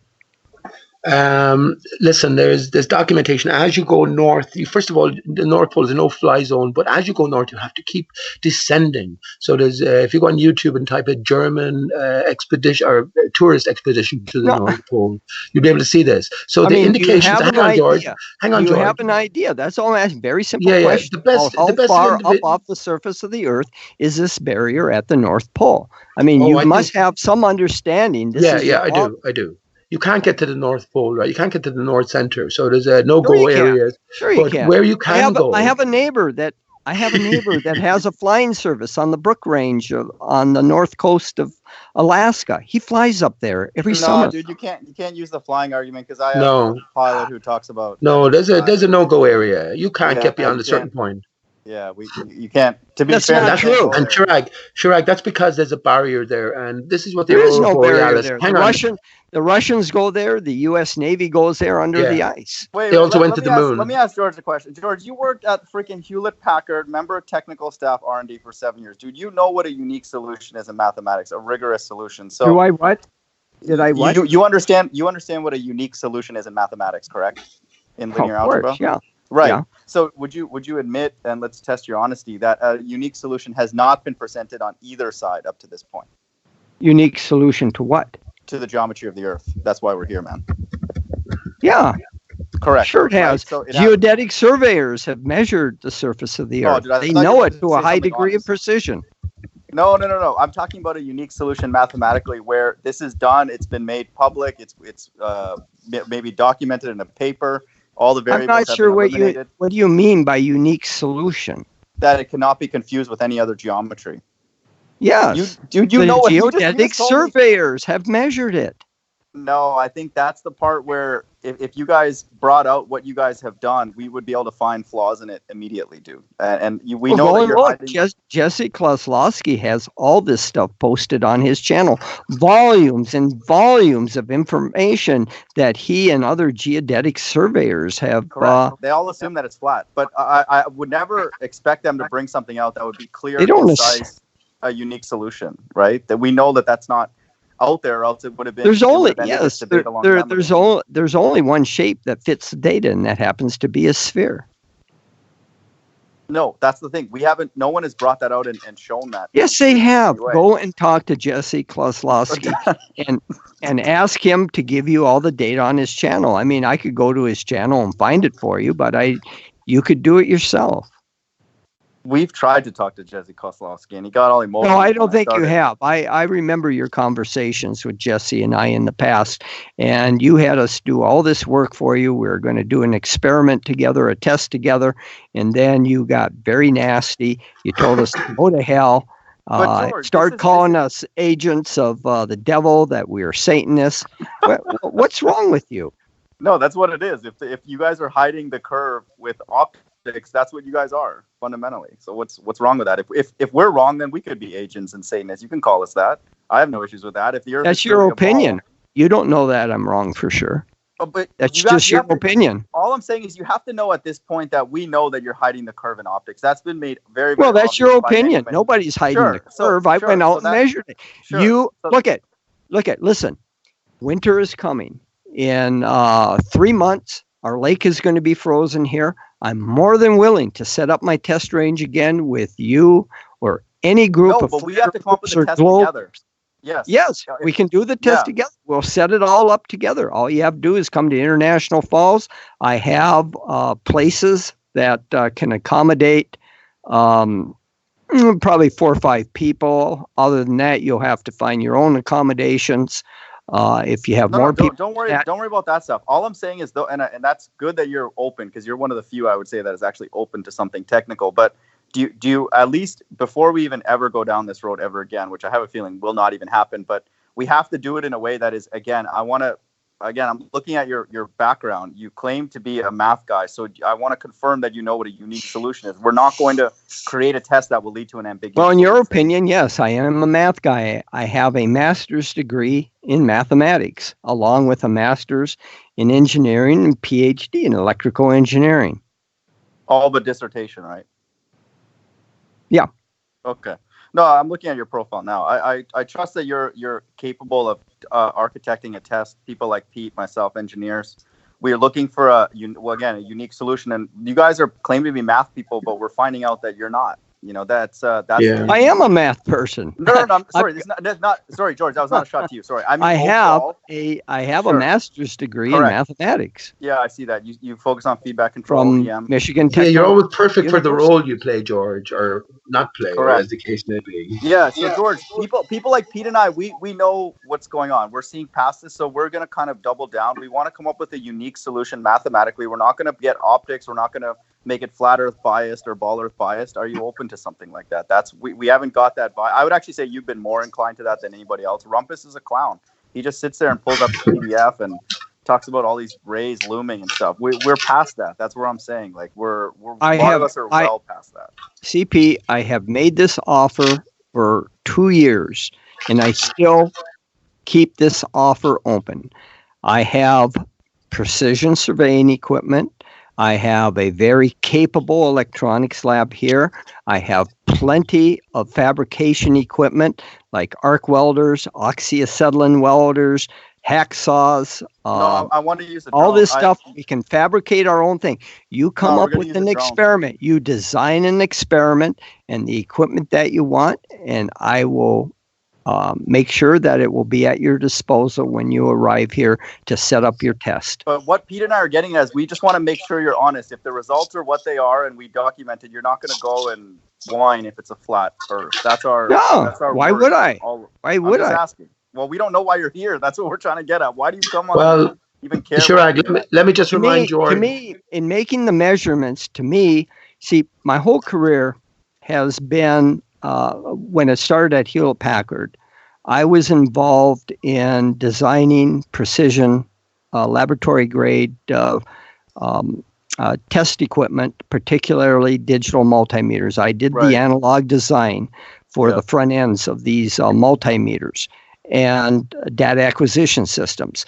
And I worked in standards labs at time where we were developing these instruments to be able to make the measurements to determine the linearity and the accuracy of these instruments. This has been my love, measurements and understanding the error levels in making measurements and how to reduce error levels in measurements has been my whole career.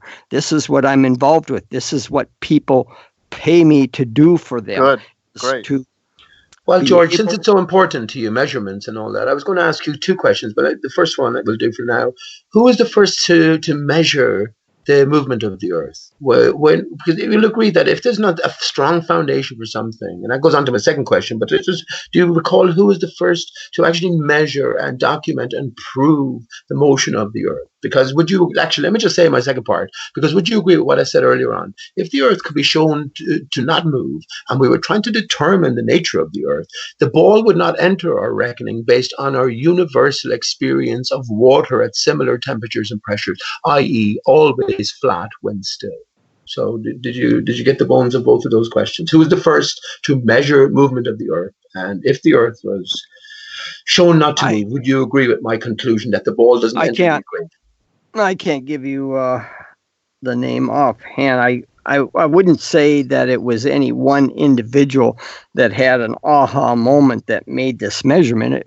These sorts of things were an evolution of many people back in ancient times, even then they were wondering about, laying on the ground at nighttime, goat and sheep herders, they were the first astronomers. They laid on their backs, tending to their flocks, looking at the stars. So you read, George, you don't know anything about ancient times. They noticed these patterns, and over who built the underwater centuries, cities, George? No, wait, Pete. Let me reword that just a more gentle way. Do you know if the curve or the spin came first in science, in the body of science history? Do you know which did? Because I think maybe, I'm not sure if Pete's getting at this. We're a little concerned that the spin is sort of made up kind of thing after a curve was thought of. So do you know about that? I reverse it. I say that the curve is based on the assumption that the Earth moves. Yeah. So I agree. Yep.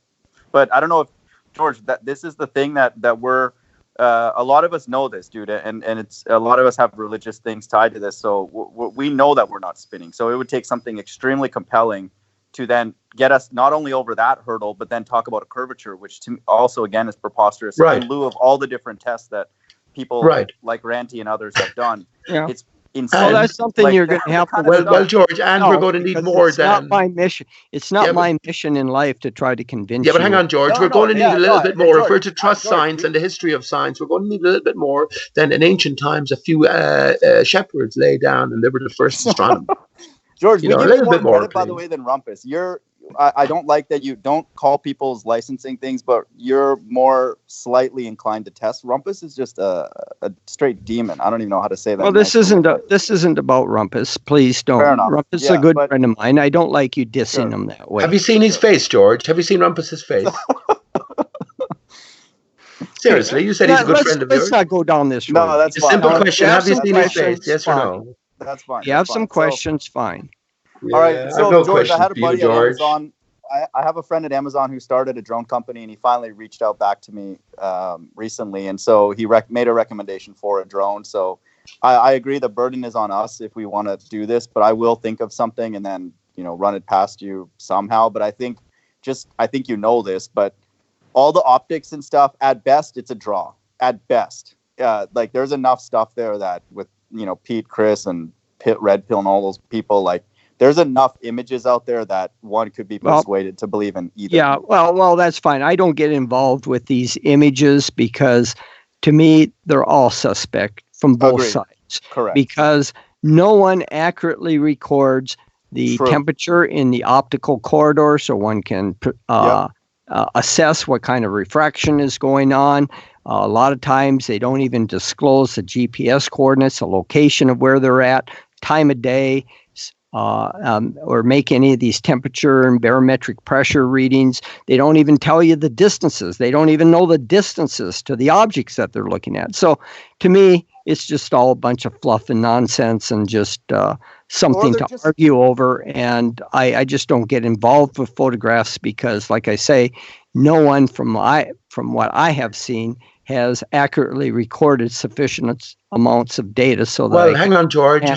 So have you seen photographs where you've said to yourself, even though I don't trust them, we shouldn't be able to see that? Have you said that to yourself? Man. He has, man, for sure, dude. He's not going to say it, but I'm sure he has. No. I look at things, and if, like I said, I don't really look at a lot of these photographs until someone points out something to me. I just haven't been interested in that because, like I say, is a lot of times what I see.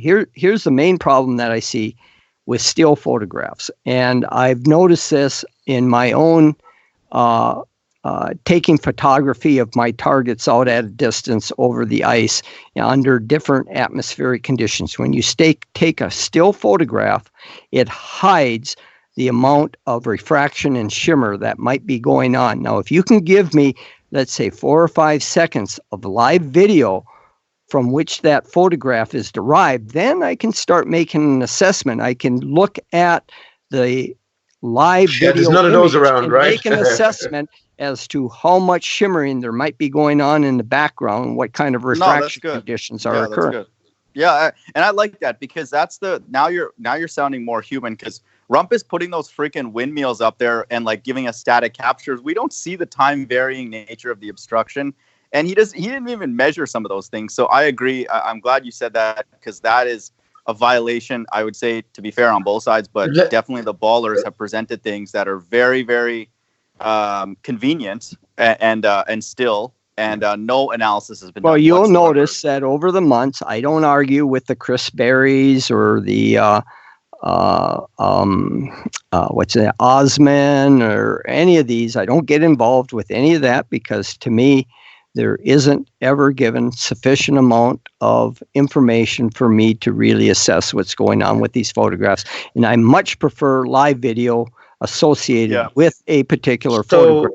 Sure. So, George, when you consider NASA fakery or potential fakery, as most flat earthers seem to be able to see the fakery, but all ball earthers seem to be completely blind to it, which sort of way do you sway there? Do you not put trust in any imagery, or is it just a specific thing?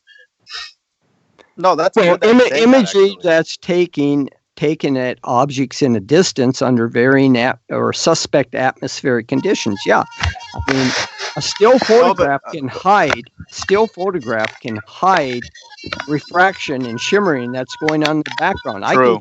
I have taken still photographs, and they look perfectly normal, no distortion or whatsoever. But when I go and look at the video that was taken at the same time, I see all kinds of distortion. It just so happened that the photograph was taken at a time when the distortions were a minimum.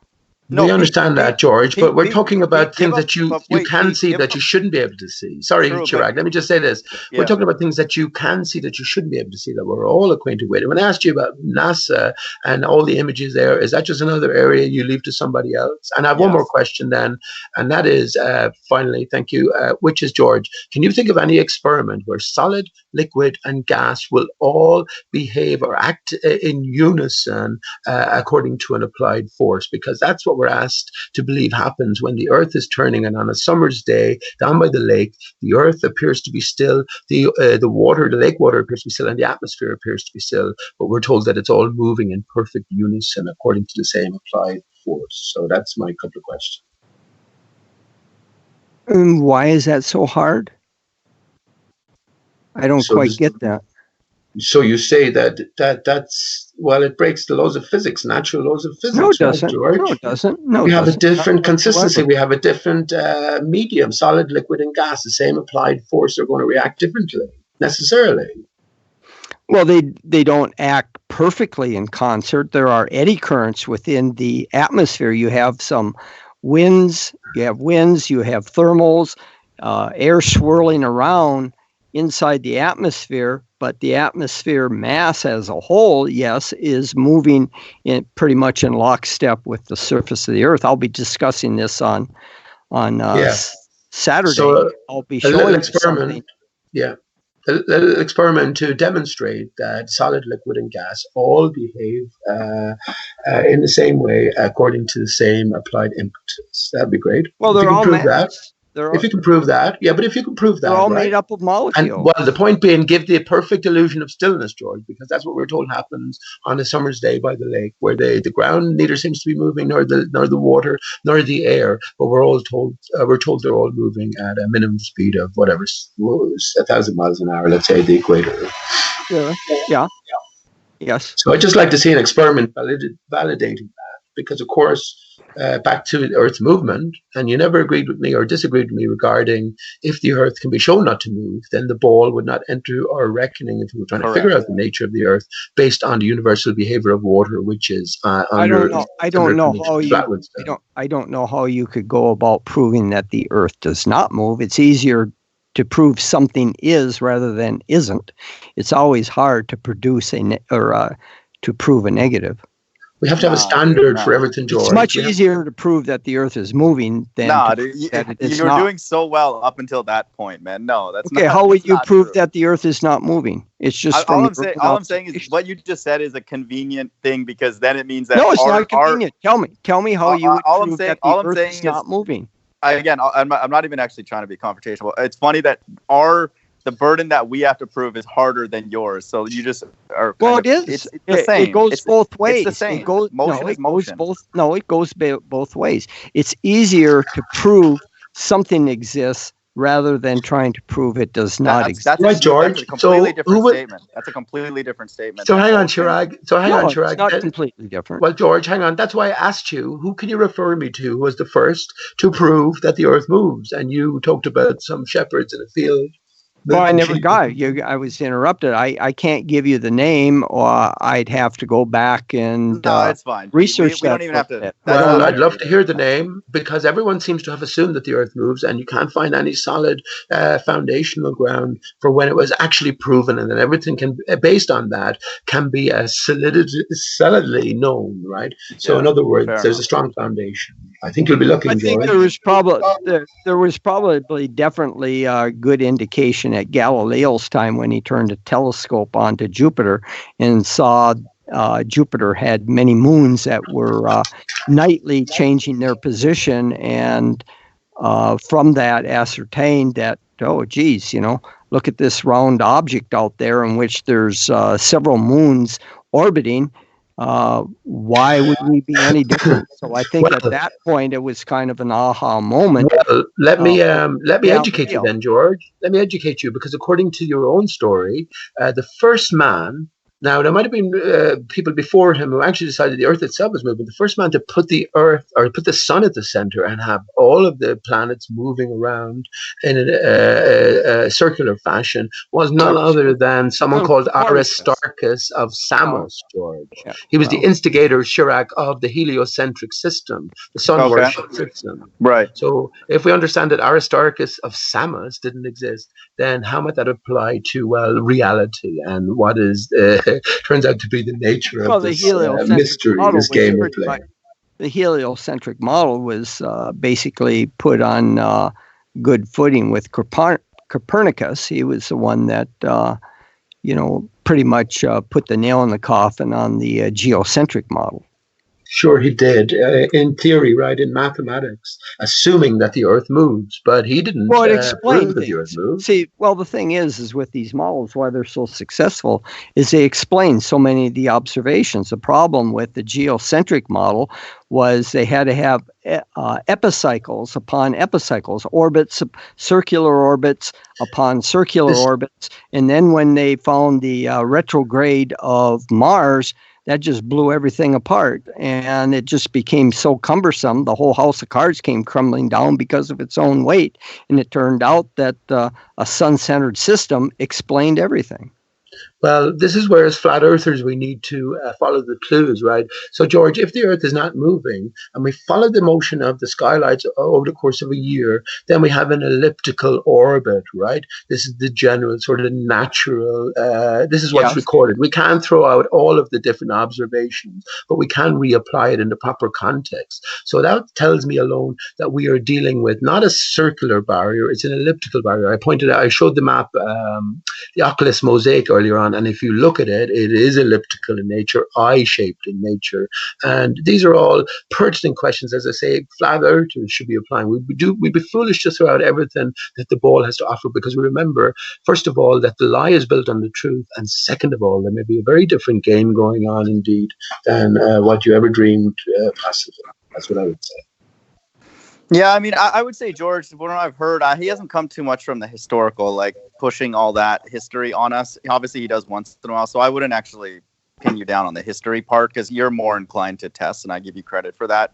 A lot of other people, I would say the Brendas of the world, are like, it's established, and then just keep whining over and over. It's like, okay, like if that's the case, why is everybody so insecure to get another test? Why don't we get another 5 tests? Why don't we get another 100 tests that pin this down more precisely? So that should be welcomed. And I think just from a qualitative perspective, you guys have to understand, just the vibe alone on the baller side is suspicious. It's like, just, why not? Why don't we do more? Why not? Why don't you guys just let us come to our senses? It'll happen, right? Naturally.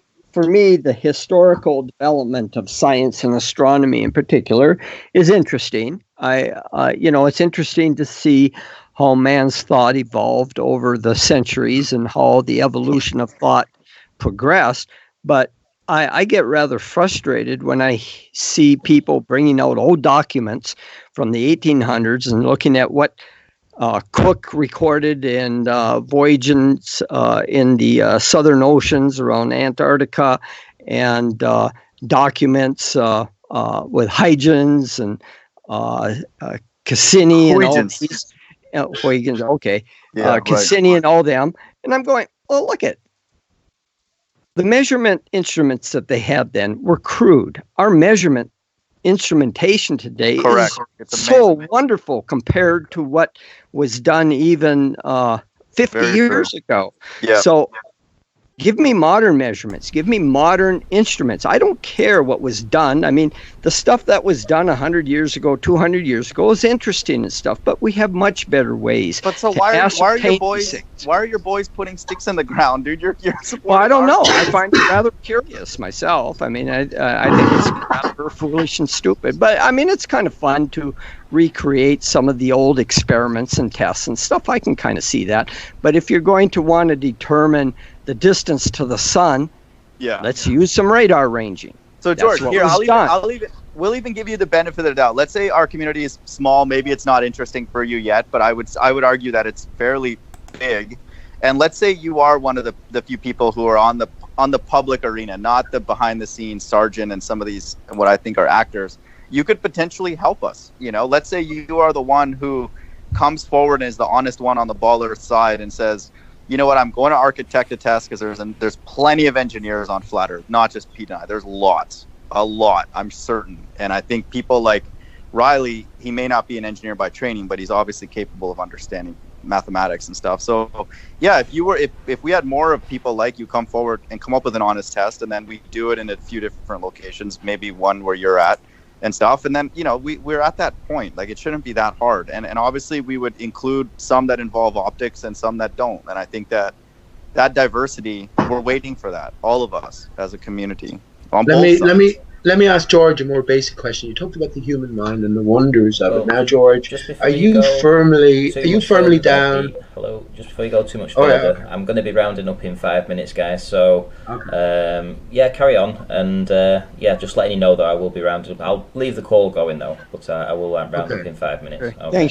Thanks, Randy. Okay, well, let me get this question in for George, and because I think ultimately it comes back to the heart of our matters, and as flat earthers, where we find ourselves in this new surround, right? George, when you talked about the human mind, do you hold that this is just a completely random and arbitrary evolution from a primal sort of beginning, no matter how far back you go, and ultimately it's just destined for, I don't know, dissolution and extermination? Is that where you're coming from fundamentally? Well, what are, in relation to what? Are we talking about the physical Earth or human thought? What are you talking about? Yeah. What is the nature of man is a bigger question then, because of course hand in hand with Earth's evolution comes the evolution of man from a prior state, right? Ultimately going back to the single-celled organism or something. Is this what you hold to be a truth in terms of your own view of yourself and your endeavors, your mental and physical and lifelong endeavors? So are you asking me if I accept the theory of evolution? Well, more so that, how do you evaluate the mind or your being or your place, your core in relation to all of these questions? You're going down a road that I never go down. If you want to talk about philosophy and things like that, Steve McRae is your man, not me. No, I was just asking you. You have no views on your own being yourself. I mean, I did. 30 years ago when I was student, I was questioning those sorts of things. I got involved. George, we like your opinion, man. Steve McRae is a clown, so that's why Pete's asking you. We don't like those guys. I don't know. I just don't think about those things. I accept that I'm here. I try to do the best that I can while I'm here, and that's fair. That's where I'm coming from. Okay. But you would not be resistant to the flat Earth, correct? If we came up with something, why would I? I mean, facts are facts. If you can, that's all. If you could prove something to me beyond a doubt that my thinking is wrong, I mean, actually, to tell you the truth, there's been in the evolution of the last couple of years, and some of the things, some of the concepts of physics that I took for granted from the flat Earth questions or questions from flat earthers made me look into things a little more, and I go, great, I had this wrong. and so I rethought it over and came up with the what I believe to be the correct explanation. But sometimes on some of these things, you can't know everything. You don't go through every little aspect of physics. You have to sort of focus on certain areas of concentration. You can't know everything in physics, and there are some things that I had wrong that I've since modified my thought about and refined my thought. I revisit these things constantly, and I'm constantly refining evolving my thought.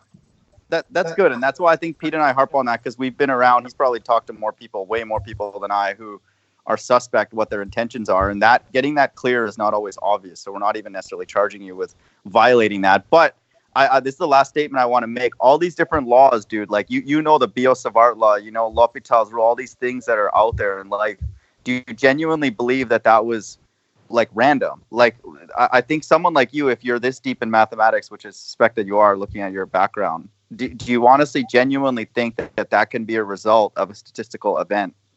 Does that ever rub you the wrong way? Does that draw you to these discussions in any way? That's not logical, right? The math is so elegant. They had in the past, but the more I dig into science and understand the nature of science and how things can fit together and evolve, I've drifted more and more away from the necessity of having a central design, so to speak. Okay, fair enough. Thanks, because for your one time, of the things that when getting to philosophy of these sorts of things, one of the thoughts that I've had, and of course I have no way of verifying it one way or the other, is that we know now that our universe is about 13.75 billion years old. But if you look at all the fundamental constants and how they fit together, some people look at it and say, this had to be intelligent design. Yeah, guys, that'll do me. That will do me. Bit knackered now. I'll get 3.5 hours sleep though, so it's not too bad. Guys, I hope you enjoyed that. It was a good 3.5 hour stream. We had a few different people in, which was great. It's nice to see so many people stop by as well. At one point we had well over 200, so absolutely awesome. Thank you everyone for stopping by. Just want to tell you a little couple of things that are happening this week. I'm trying to get organised a ladies' night, so instead of having all the old guys on like we normally have, we're going to have some ladies on, so that should be interesting. Listen to a different side of the argument just from the ladies' perspective. I'm still going to try and get another presentation in this week. I know that George is going to do one on Saturday, so I don't normally do ones on Saturday, but Saturday it will be. Also, we've got Toady and Sleeping Warrior. They're going to be doing their debate on Wednesday. I know that Brian, you wanted to come in at some point this week, so maybe Tuesday, maybe Thursday, just depending on when I can get this ladies' night organised. It'd be nice to see Paige come in. I think I'm going to be getting Roxanne and Dolly. I know them two are definitely up for coming in. So it'll be interesting, maybe get 4 or 5, who knows. Just interesting to listen to a different side for a change, some different voices. Super chats, I'm going to shout out all the people that super chatted today. So we had Nathan Oakley, Logan's Run, The Plain Truth, Sam Hain, Way BMX, Super Looming Hyena, John Watson, Red Rocket, JQ, B-Ball for Life, Earth is Seriously Flat, and Gerhard Selig. Thank you every one of you for smashing that super chat today. Thank you very much. It'll go towards the amount of beers that I drank this weekend on Saturday night. If you saw the live stream, I was pretty cut then, so that's just the way it is, I suppose. Right, so I am actually still recording these guys. I think. Maybe I'm not, but either way. I'm going to leave it here. Thanks everyone for stopping by. And yeah, I'll see you tomorrow night, same time, 11 p.m. If you get the opportunity, guys, I'm going to just put Nathan Oakley's link in the chat right now. So I'm going to put his link in the chat. He's just teetering on that 15,000 subscriber mark, and I know that I've had a few new subscribers myself. So if you're one of those new subscribers and you haven't had a chance to check his channel out, if you would just pop on over and just subscribe to him over there, maybe watch a couple of his streams, you'll see what it's all about, and let's see if we can keep him above the 15,000 mark. It would be nice. He's been hovering around that for a full year, so giving him a massive shout out, because you know, I am actually a friend of his, and it's nice to see him so close to the 15,000. We want to get him to about 1530 though, so here's the link now. Right, so that will do for me, and yeah, I'll see you all tomorrow night. I hope you all turn up, 11 PM BST, that's London time, and we'll get something organised. Maybe it will be the ladies' night tomorrow night, who knows. But in the meantime, I'll see you all in the next one.